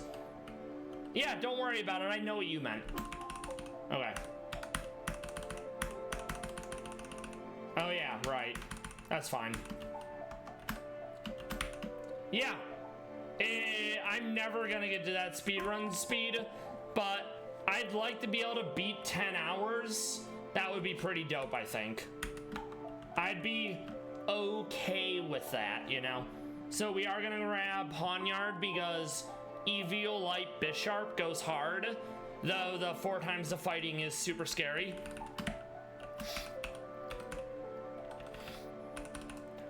Thank you for the kind words, Pixie. Let's see. So I think there's nothing else here we can grab. Okay.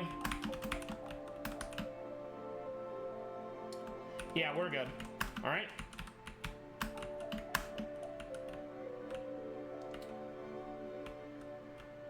Nothing in that one yet.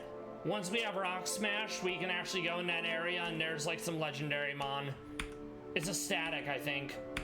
Yeah, Bulldoze. Yeah, I think Moxie is gonna do a good bit of work.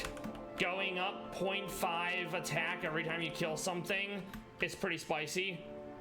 It's why I kept Power Up Punch on Kangaskhan in Elite 4, because with Parental Bond, each Power Up Punch goes twice, so that's basically a free Swords Dance.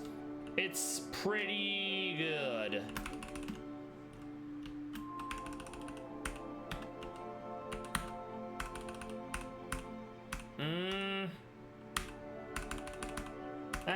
Good enough. All right, so now we have a double coming up, as you know, the Fossil Maniac. And I'm not sure yet how we're beating it, because it's gonna fake out if I'm not fast enough to outspeed. So I think we'll fake out the Thwacky. Houndour still has no fire moves. That is unpleasant. All right. PC. We are gonna keep Pancham. We're gonna ditch Corphish. We're gonna ditch Houndour. We are going to also ditch Lanoon. We are going to grab...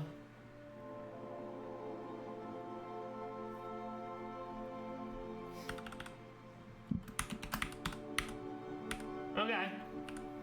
We're gonna grab Ekans because Intimidate. We're gonna grab Scraggy. No, we are not. We're gonna grab...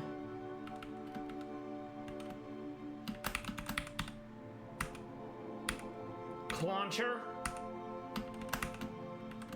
We're gonna grab Nimble, and we're also gonna name it Peekaboo per Magica's wishes. She's been helping me through several runs, so it's only fair.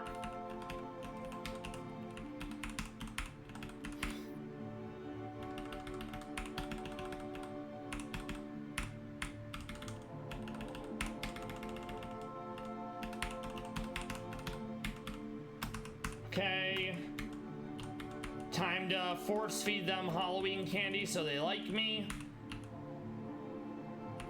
Over Lear, absolutely. Over Tackle. No Screech, 85 accuracy sucks. No Endure.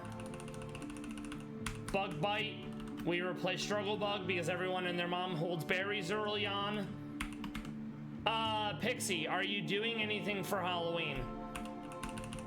No Flail. Silverwind, absolutely, over Vice Grip. Okay. Ekans. Glare being 100% para is actually really nice. Okay, that makes sense. I was never able or allowed to celebrate Halloween growing up, so it's basically just another day for me. But I'm playing Pokemon for spooky season, so I guess that technically counts. It's okay. Yeah, so we'll do Poison Tail over Poison Sting. I'm not exactly a social person, and I have no friends in real life, so it kind of makes it difficult to do anything, you know? We go for Sucker Punch over Wrap. I mean, maybe. I could, like, put it in a black shirt and make, like, a makeshift hat or something, you know? Alright, Arbok. Arbok is Poison Dark in this. It can also have Intimidate, which is huge. We remove Tail for Jab. And I hope I got the Intimidate one, because I didn't go out of my way to catch it. I did not. So that's not ideal, but we can make it work.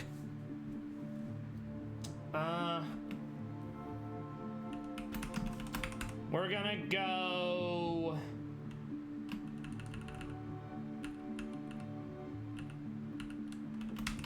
Berry Juice is good until you get to 80 HP, because Berry Juice is a flat 20. After 80, you're better using citrus berry. All right. Save. Go team. Oh yeah, grab that moonstone just in case. All right, so right off the jump, we fake out the thwacky. We bulldoze. Thank you kindly. I appreciate that. Not a big deal. I need to swap out because Bibberl's gonna start doing curse spam, and he has simple, so he gets double stat bonuses. He also has, I think, grass seed, so he has even more defense on the terrain.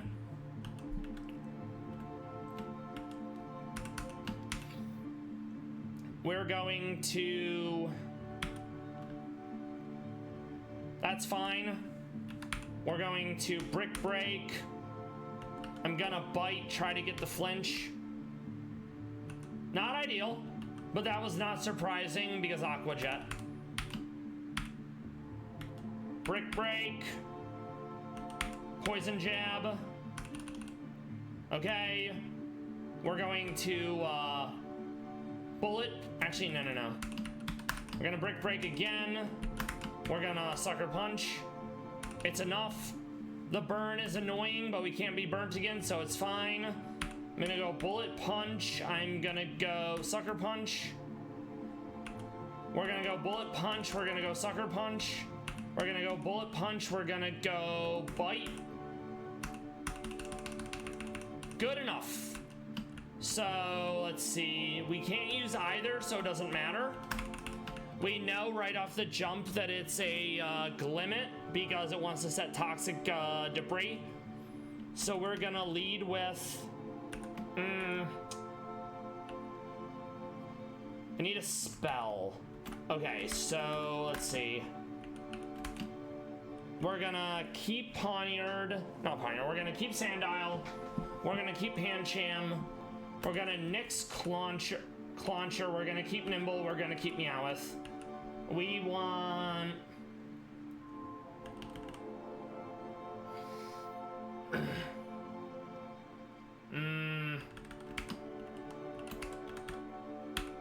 I'm gonna grab Corphish for the Bubble Beam. I might have Mystic Water already. Let's see.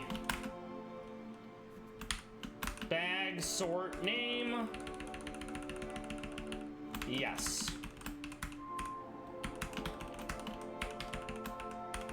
Save again.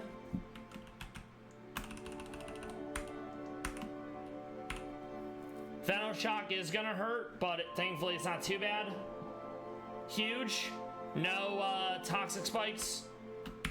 Mighty Yenna. It's gonna go random move because I'm low HP. So I'm gonna do chip damage with Aqua Jet. It has Strong Jaw, so it does major damage on bites. We did not get the Intimidate right, so we're gonna go Glare. It did an Ice Fang. We're gonna get a Poison Jab in. We're gonna get a Poison Jab in. We're gonna get a Poison Jab in. We're gonna Glare.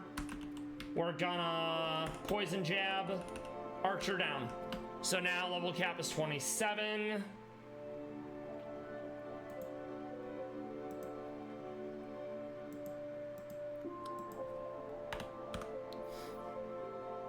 Okay.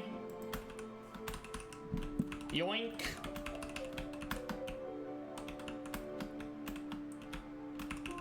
Care packages, love to see it.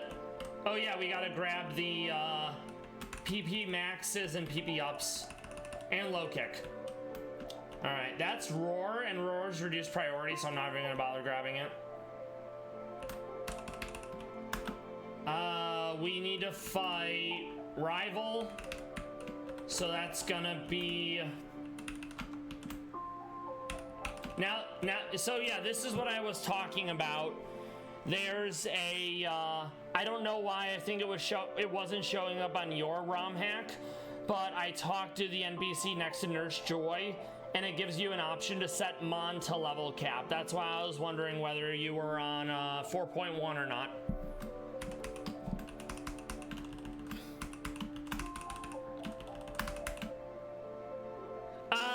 Maybe it's only locked to New Game Plus. I don't know. All right, so we did the puzzle code, so we have access to the movie learner without actually having to do it. Let's see if we have anything we can actually use. I know, right? We're gonna grab knockoff.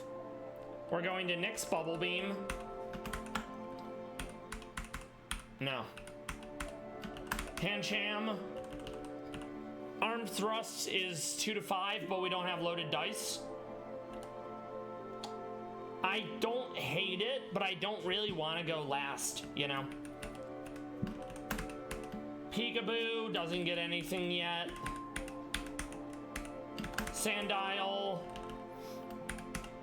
I don't like the RNG of Swagger.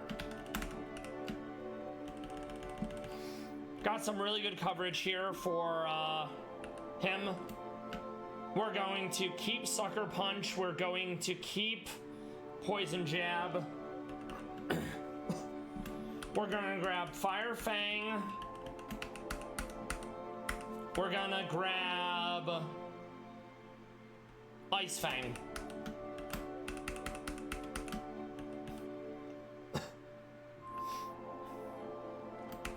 We can always go back and get Glare. Let's see what Meowth had. Taunt is useful, and Meowth is relatively fast, so that's why we grab it. Okay, Meowth is 28, so 1 level under cap. That's very intentional. Thank you, Supercell. I love that for us. I'm gonna see if we can make this team work. Well, daytime save. All right, so right off the jump, I'm gonna wanna go Poison Jab, and it's probably gonna swap into Pawnyard. So I'm just gonna Sucker Punch for the kill. It has Eviolite. Nice. Staravia. Ice Fang. Ice Fang. Fire Fang. That's fine. Because... Break. Yeah, you're dead. Lamau. Very good. So now we have all the double battles in a row. We're gonna heal. And we're gonna save. Alright, so Ice Fang. Rock Throw, just in case one isn't enough. Ice Fang. Rock Throw. Ice Fang, Rock Throw. He has Iron Barbs and Rocky Helmet, so it was a bunch of self-damage. We're gonna focus the the Amaura.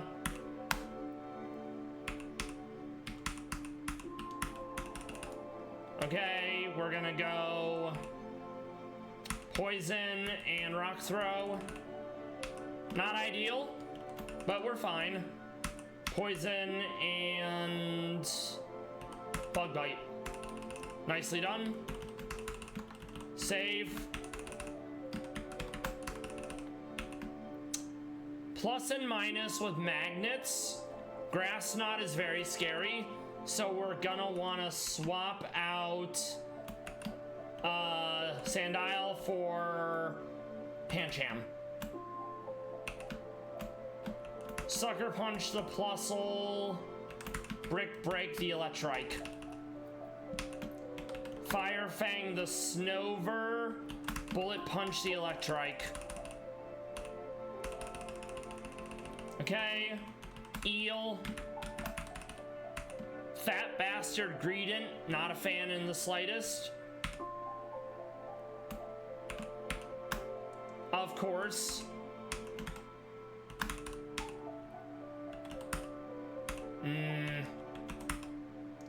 Definitely not. Yeah, that Greedent is very cringe. I am not pleased with Greedent in the slightest. He's such a fat bastard. Fake Out. Swap into Sandile because it wanted a T-Wave. Rock Throw. Rock Throw. Rock Throw. The Drain Kiss was really cringe. We have Bullet Punch. We have Bullet Punch. We have of Brick Break. The para. Clamperl holds Dragon Fang, so it's very tanky. Bug Bite. Bug Bite. If I were thinking, I would have led with Nimble, and I would have eaten his berry, so he couldn't do that. We're gonna lead with Pancham because this is Mabastiff. Okay. It wants to set up a substitute. I'm gonna try to flinch. Never got it. Feels bad. Bulldoze. This is gonna be Psyshock most likely, so I'm gonna go Bite. We're gonna go Meowth. We can't fake out because it's a ghost, but we can Bite. Gonna go into Peekaboo. We're going to Double Kick. Or we just die in one hit to I don't know what. Aqua Jet, Aqua Jet, Aqua Jet. Sucker Punch. Lamau, you're dead. The next fight does have some thinking required because of who it leads with. Okay, so it's gonna be Sandile, and it's gonna be Sandile. It can Dragon Rage me twice and I'll die. So I think I'm just gonna lead with Sandile. I'm gonna keep Corphish, I'm gonna keep Pancham. I don't have any ghosts, so I can't cheese the, what's his face? I don't have any ice. I'm probably gonna ditch Arbok, and I'm probably gonna ditch Peekaboo. Yeah, no, it absolutely is, because it's Intimidate, and then it hits you with, like, 2D rages in a row, and you just fucking die. It's so annoying. Okay, so...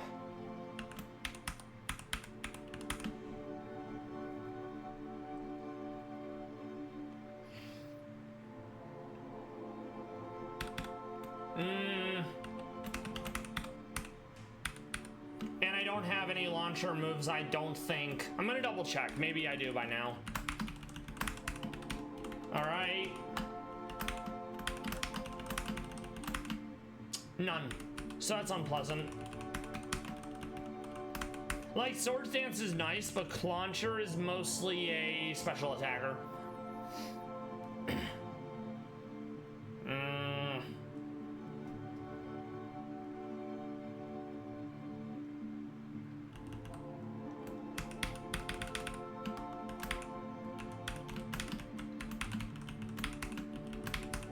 I'm hoping I get a fire move by now, because then I have an answer for, what's his face? Togedemaru. Yeah, Incinerate. Incinerate over Bite. And if I have a Shucca Berry, I absolutely want that. Otherwise, I have to go with a, Citrus. And I have no fairies yet, so I can't utilize blocking D-Rage. Yeah, no Shucca. So it's gonna have to be Citrus. And by Citrus, I mean Berry Juice.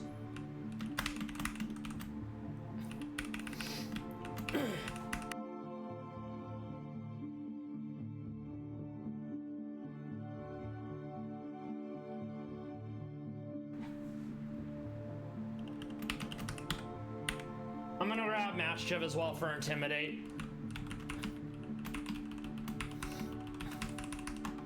Okay, so what do you have? Hone Claw is useful. Okay. When do you evolve? 23, so it's soon TM. Payback, because I'm probably gonna be outsped.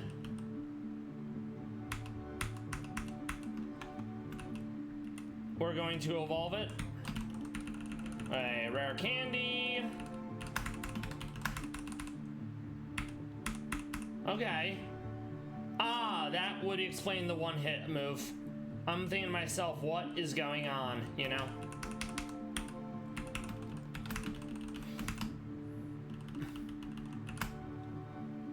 guess I'll grab Headbutt just so I have technically something else. But yeah, actually no, I realized I have access to the Fang Tutor, so it probably will get one of the elemental fangs. Okay, so we'll do that over Comeuppance. Let's also grab Ice Fang over Headbutt.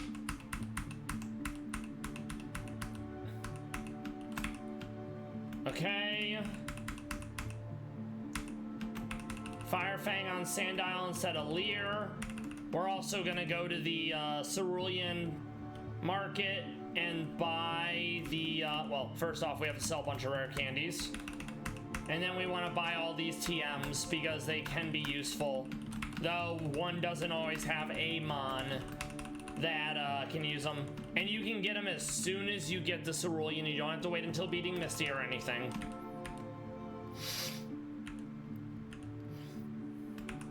Aerial Ace on Corphish instead of double hit. Probably Aerial Ace on Meowth because Technician. Maybe Aerial Ace on Pancham? Yes, instead of Slash.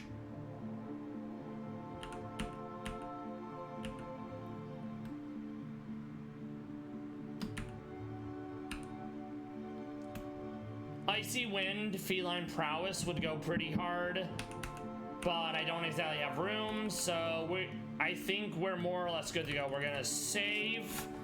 We're going to lead with Sandile, and we're gonna see how it goes. It's probably gonna take a few tries, sadly.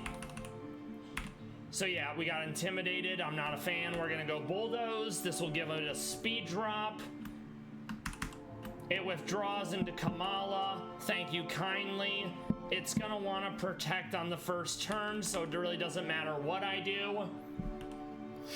And Protect has +7 priority, so there's no world where I was being able to beat that. I think this kills. Yup. Okay, Gabite. We're gonna go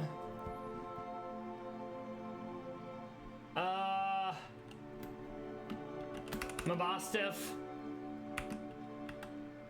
We're gonna go Ice Fang. It's Eviolite, but thankfully it still dies. Fire Fang. Zibby Zap does major damage. We're gonna go into Meowth with the Fake Out. Boy, that did nothing. That was a mistake on my part. For some reason, I thought it would do way more damage. Pancham with the Zippy Zap. We're gonna go Brick Break. We're gonna go with the Brick Break. Killed it. Self in a video game. We love that. So that's donezo. We're gonna grab a few more Pokemon. We'll wrap up with a Pallas Cat video. Then we'll find someone to raid. Yes, thank you. I much appreciate that, Sylvie. So let's see if there's anything here I can actually use. Shroodles. Oops, all Shroodles, so that's not happening. Yoink.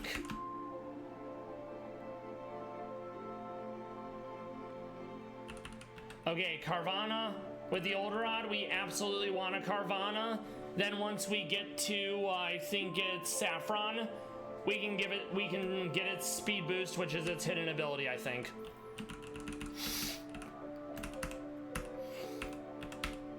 All right, we might use it in Elite Four. I really like Carvana. You actually go speed boost on the first turn by protecting, then you Mega Evolve on the second turn. It's quite nice. Okay.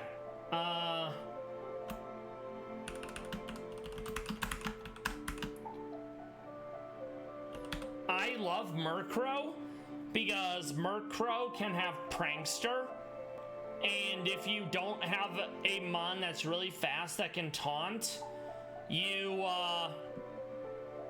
realistically don't have anything. But then the issue there is the fact that Dark Flying loses to Fairy, it loses to rock, it loses to ice, it loses to electric. And that means if you're gonna do Eviolite to make it bulky, you don't get to hold a resistance berry. And yes, it makes sense that would be used in Blaziken. I specifically didn't use Blaziken in Mono Fire. I'm probably gonna allow myself to use Blaziken in Mono Fighting, because I won't be able to use it at all anymore. Okay, we got our Murkrow. Let's check up here.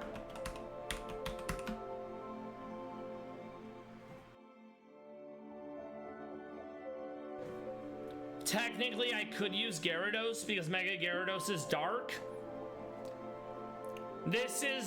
I am currently on my 12th monotype, so I have 6 to go after this.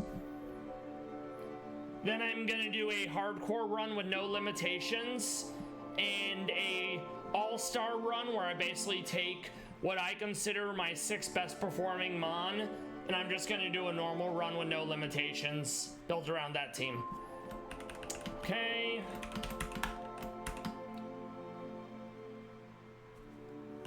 We are gonna grab Purloin, though I'm probably not gonna use it.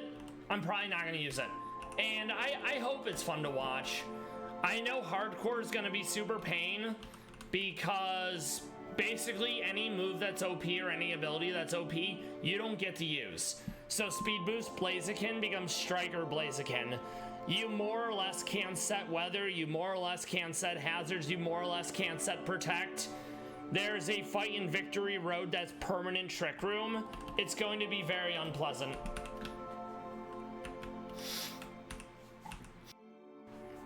I watched someone do a hardcore mode before, and it was a lot of work, and it was only softcore, so it wasn't even a Nuzlocke. Yeah, it does sound like it's torture, which is why I'm saving it for last. I've seen more than enough Nuzlocks to know this is not the game I want to Nuzlocke. There's too many shenanigans.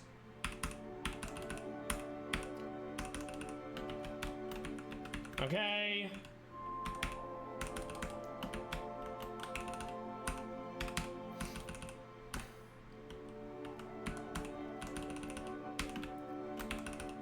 We stay low to the ground like this because we want that trainer to come forward so I can grab Defog. I don't think there's any Darkmon with a Surge ability, so I either have to manually cast Terrain or I manually have to cast Defog or Ice Spinner to get rid of the Terrain effect.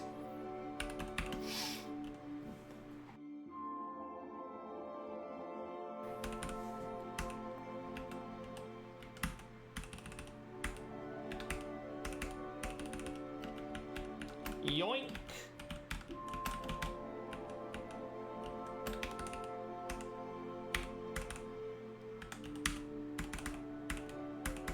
Ah, quick attack, it's fine.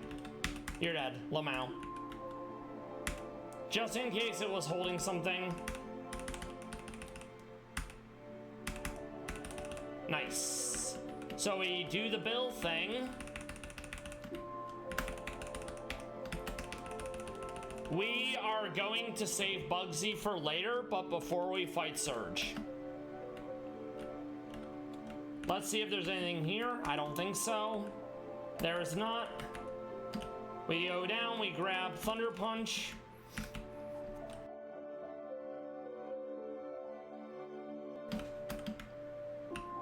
We're gonna lead with Meowth because we want to fake out. Save again. Dig House Grunt, we're going to fake out. We're going to go into... Yes. I'm not sure how I'm beating Bugsy yet. We got confused, but I think I can live.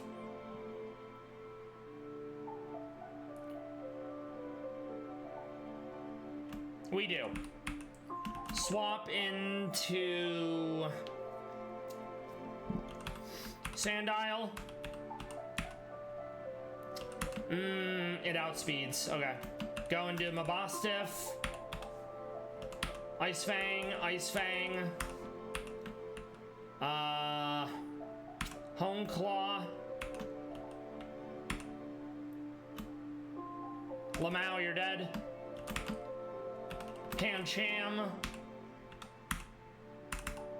Not ideal. Fake Out. Houndour. I forgot I had body press. That's completely my fault.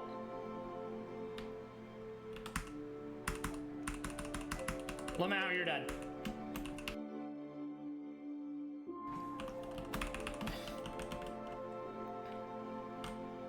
We check here.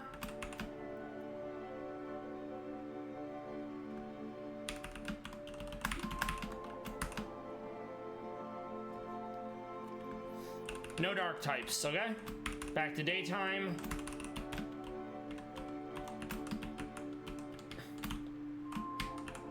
Okay, what do we have here?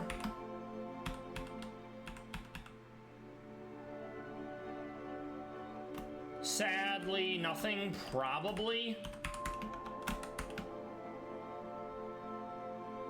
This is faster than doing the Google Docs every time I get to a new area. Otherwise, I would be pulling it up. All right, we got that.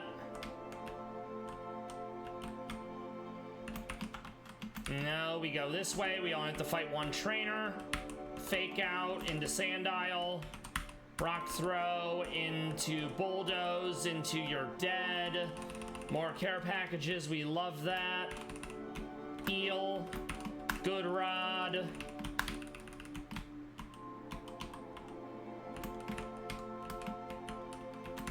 Bike voucher. There's no dark fossils, so I don't have to worry about the fossil guy. Fight this guy because he's gonna aggro if I don't.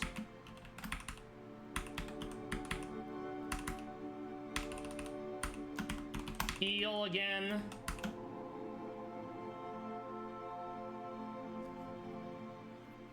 Okay. Bombardier because it has a bonus to rock moves. And it's a halfway decent flying dark type. We also grab Cacnea because it can have water absorb, I think. And it's grass dark.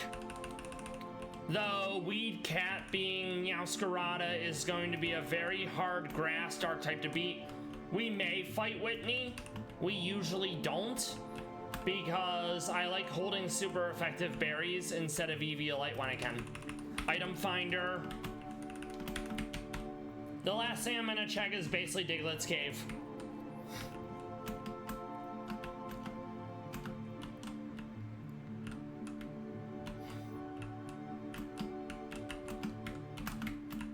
Okay.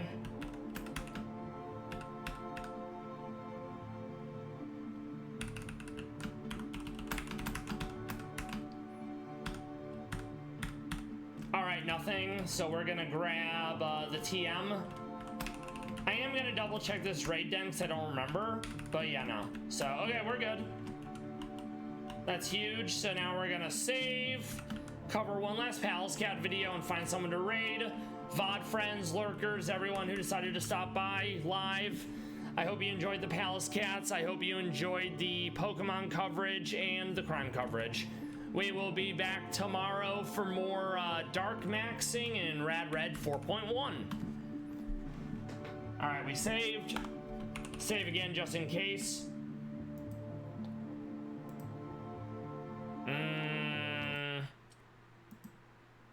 Pallas Cats, what do we have today? And as you can see, my whole feed is basically what if murder in a video game, you know?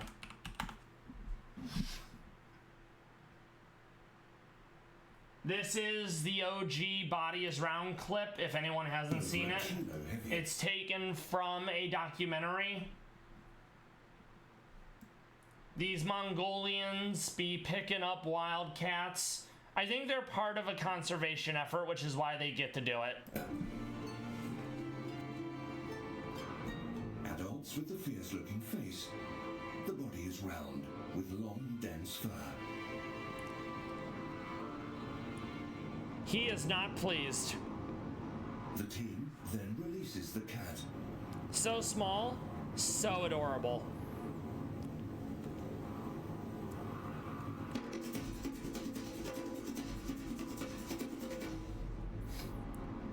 I know. So effing adorable. After a short high-speed dash, he stops to survey his surroundings.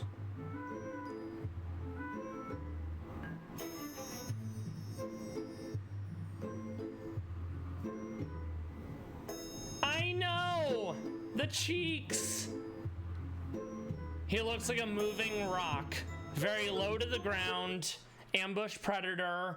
Everything about this cat is adapted to survive in inhospitable winters and cold deserts. We have like 2 more we can look at real quick. So let me pull those up.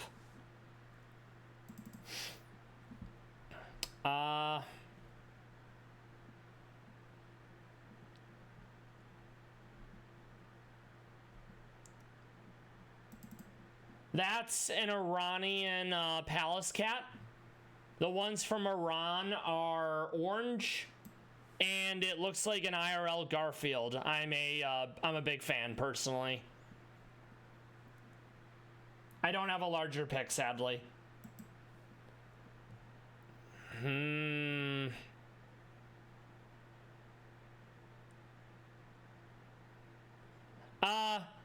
They are sadly wild animals, and they are endangered. So, technically they're on least concerned, but there's less than 57,000 of them in the world. So it's definitely not something I'd be able to do.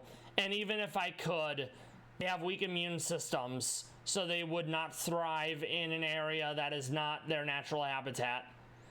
I mean, yeah, I get it.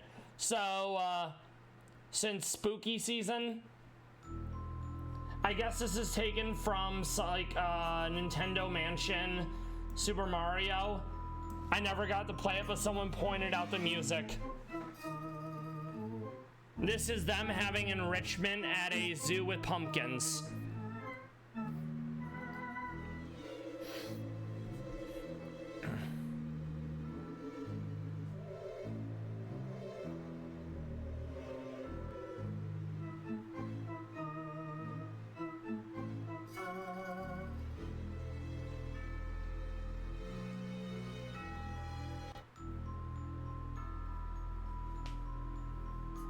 The beginning sounds like a rap track, and then it just goes really hard. I love that subtle wink as well, super adorable.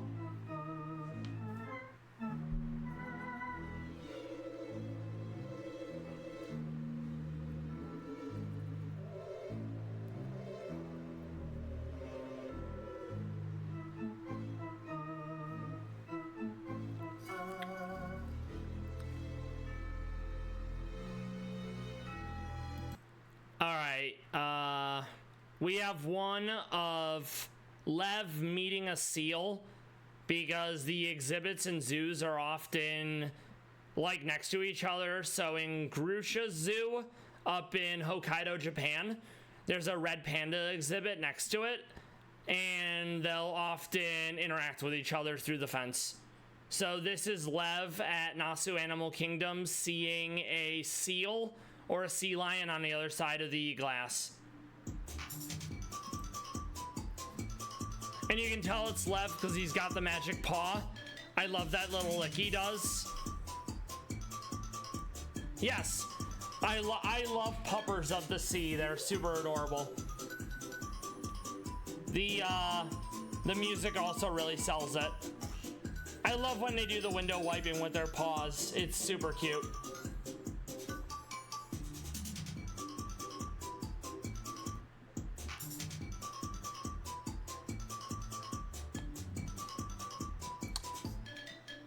And that's the stump that Bull usually sits on in the background.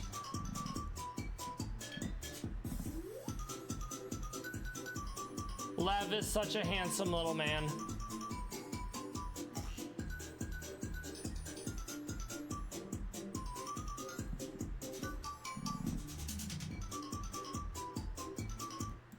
And then I have 2, which are, I think, Bull interacting with a seal, and then Polly interacting with a seal.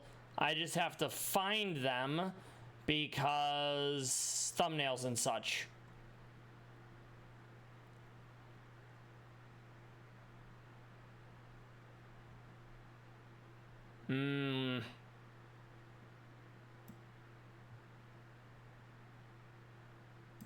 Okay. This is Bull meeting the seal. You can tell it's Bull because he's curled up on his stump, looking completely unbothered.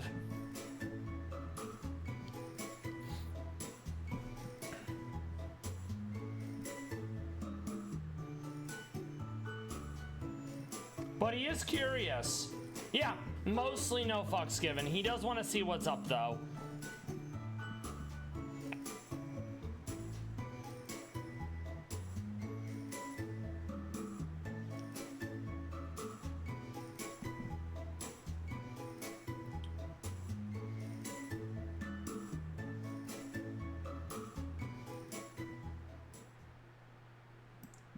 I'm gonna let it play through again because for some reason videos I've downloaded always seem to buffer the first few seconds. And I did find the one of Polly interacting. Yeah, exactly. Like, oh, someone's getting food and it's not me. What the actual shit, you know? He's quite interested now that he realizes there's food involved.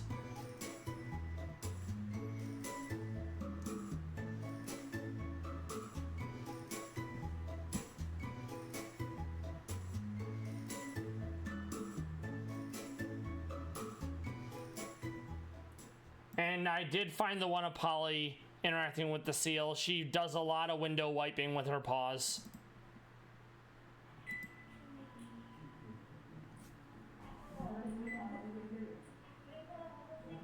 I love that you can see the beans.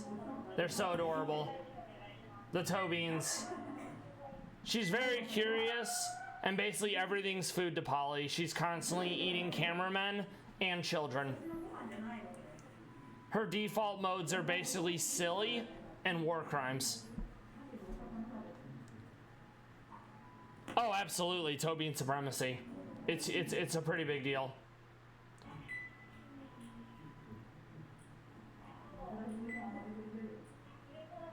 I also love when they stand up on their hind legs like that.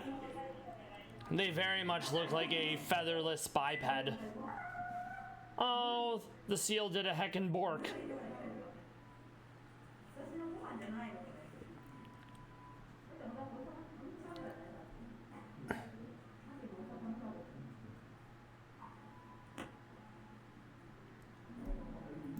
And the last one I have is Lev doing some honks. The Pallas Cats will honk rather than meow.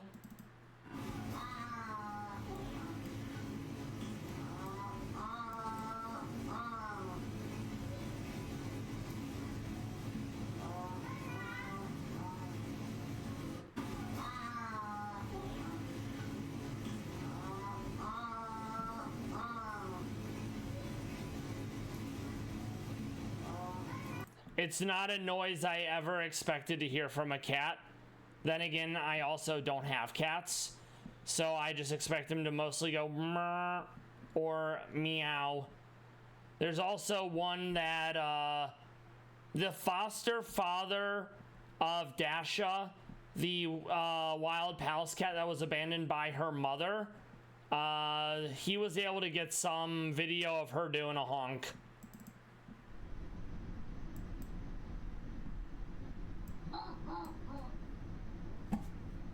And he's part of a conservation group. So that's why he's able to get a lot of footage of the Pallas Cats.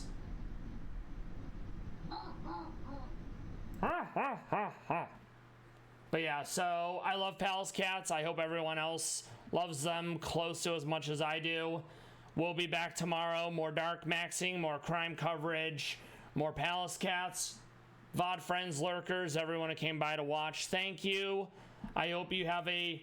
Yeah, exactly. It does sound like something that a bird would do. I hope you have a good rest of your Wednesday.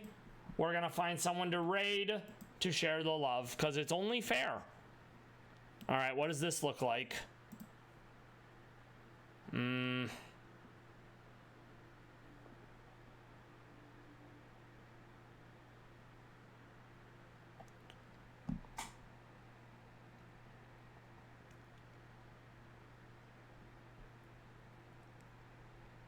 Okay, I did find someone, provided they're actually streaming it. Damn. Okay, they are. Awesome. All right, good. They're playing Meownwell, which is the ROM hack I was talking about, where it's cute anime boys and girls. It looks like they're doing some sort of spooky season as well, which we love. So we're going to give them a raid. All right, let's see. Provided they actually allow raiding. Sometimes it's only like sub-only shit, you know, which I get it. But it's like, bruh.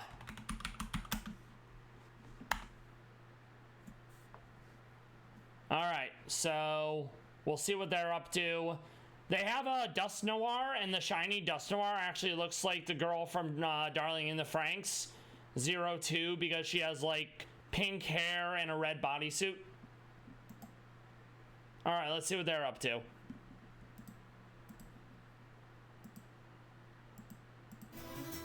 I said...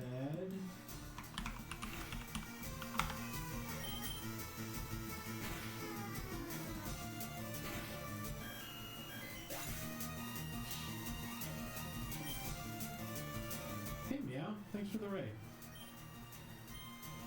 Doing some mowing on.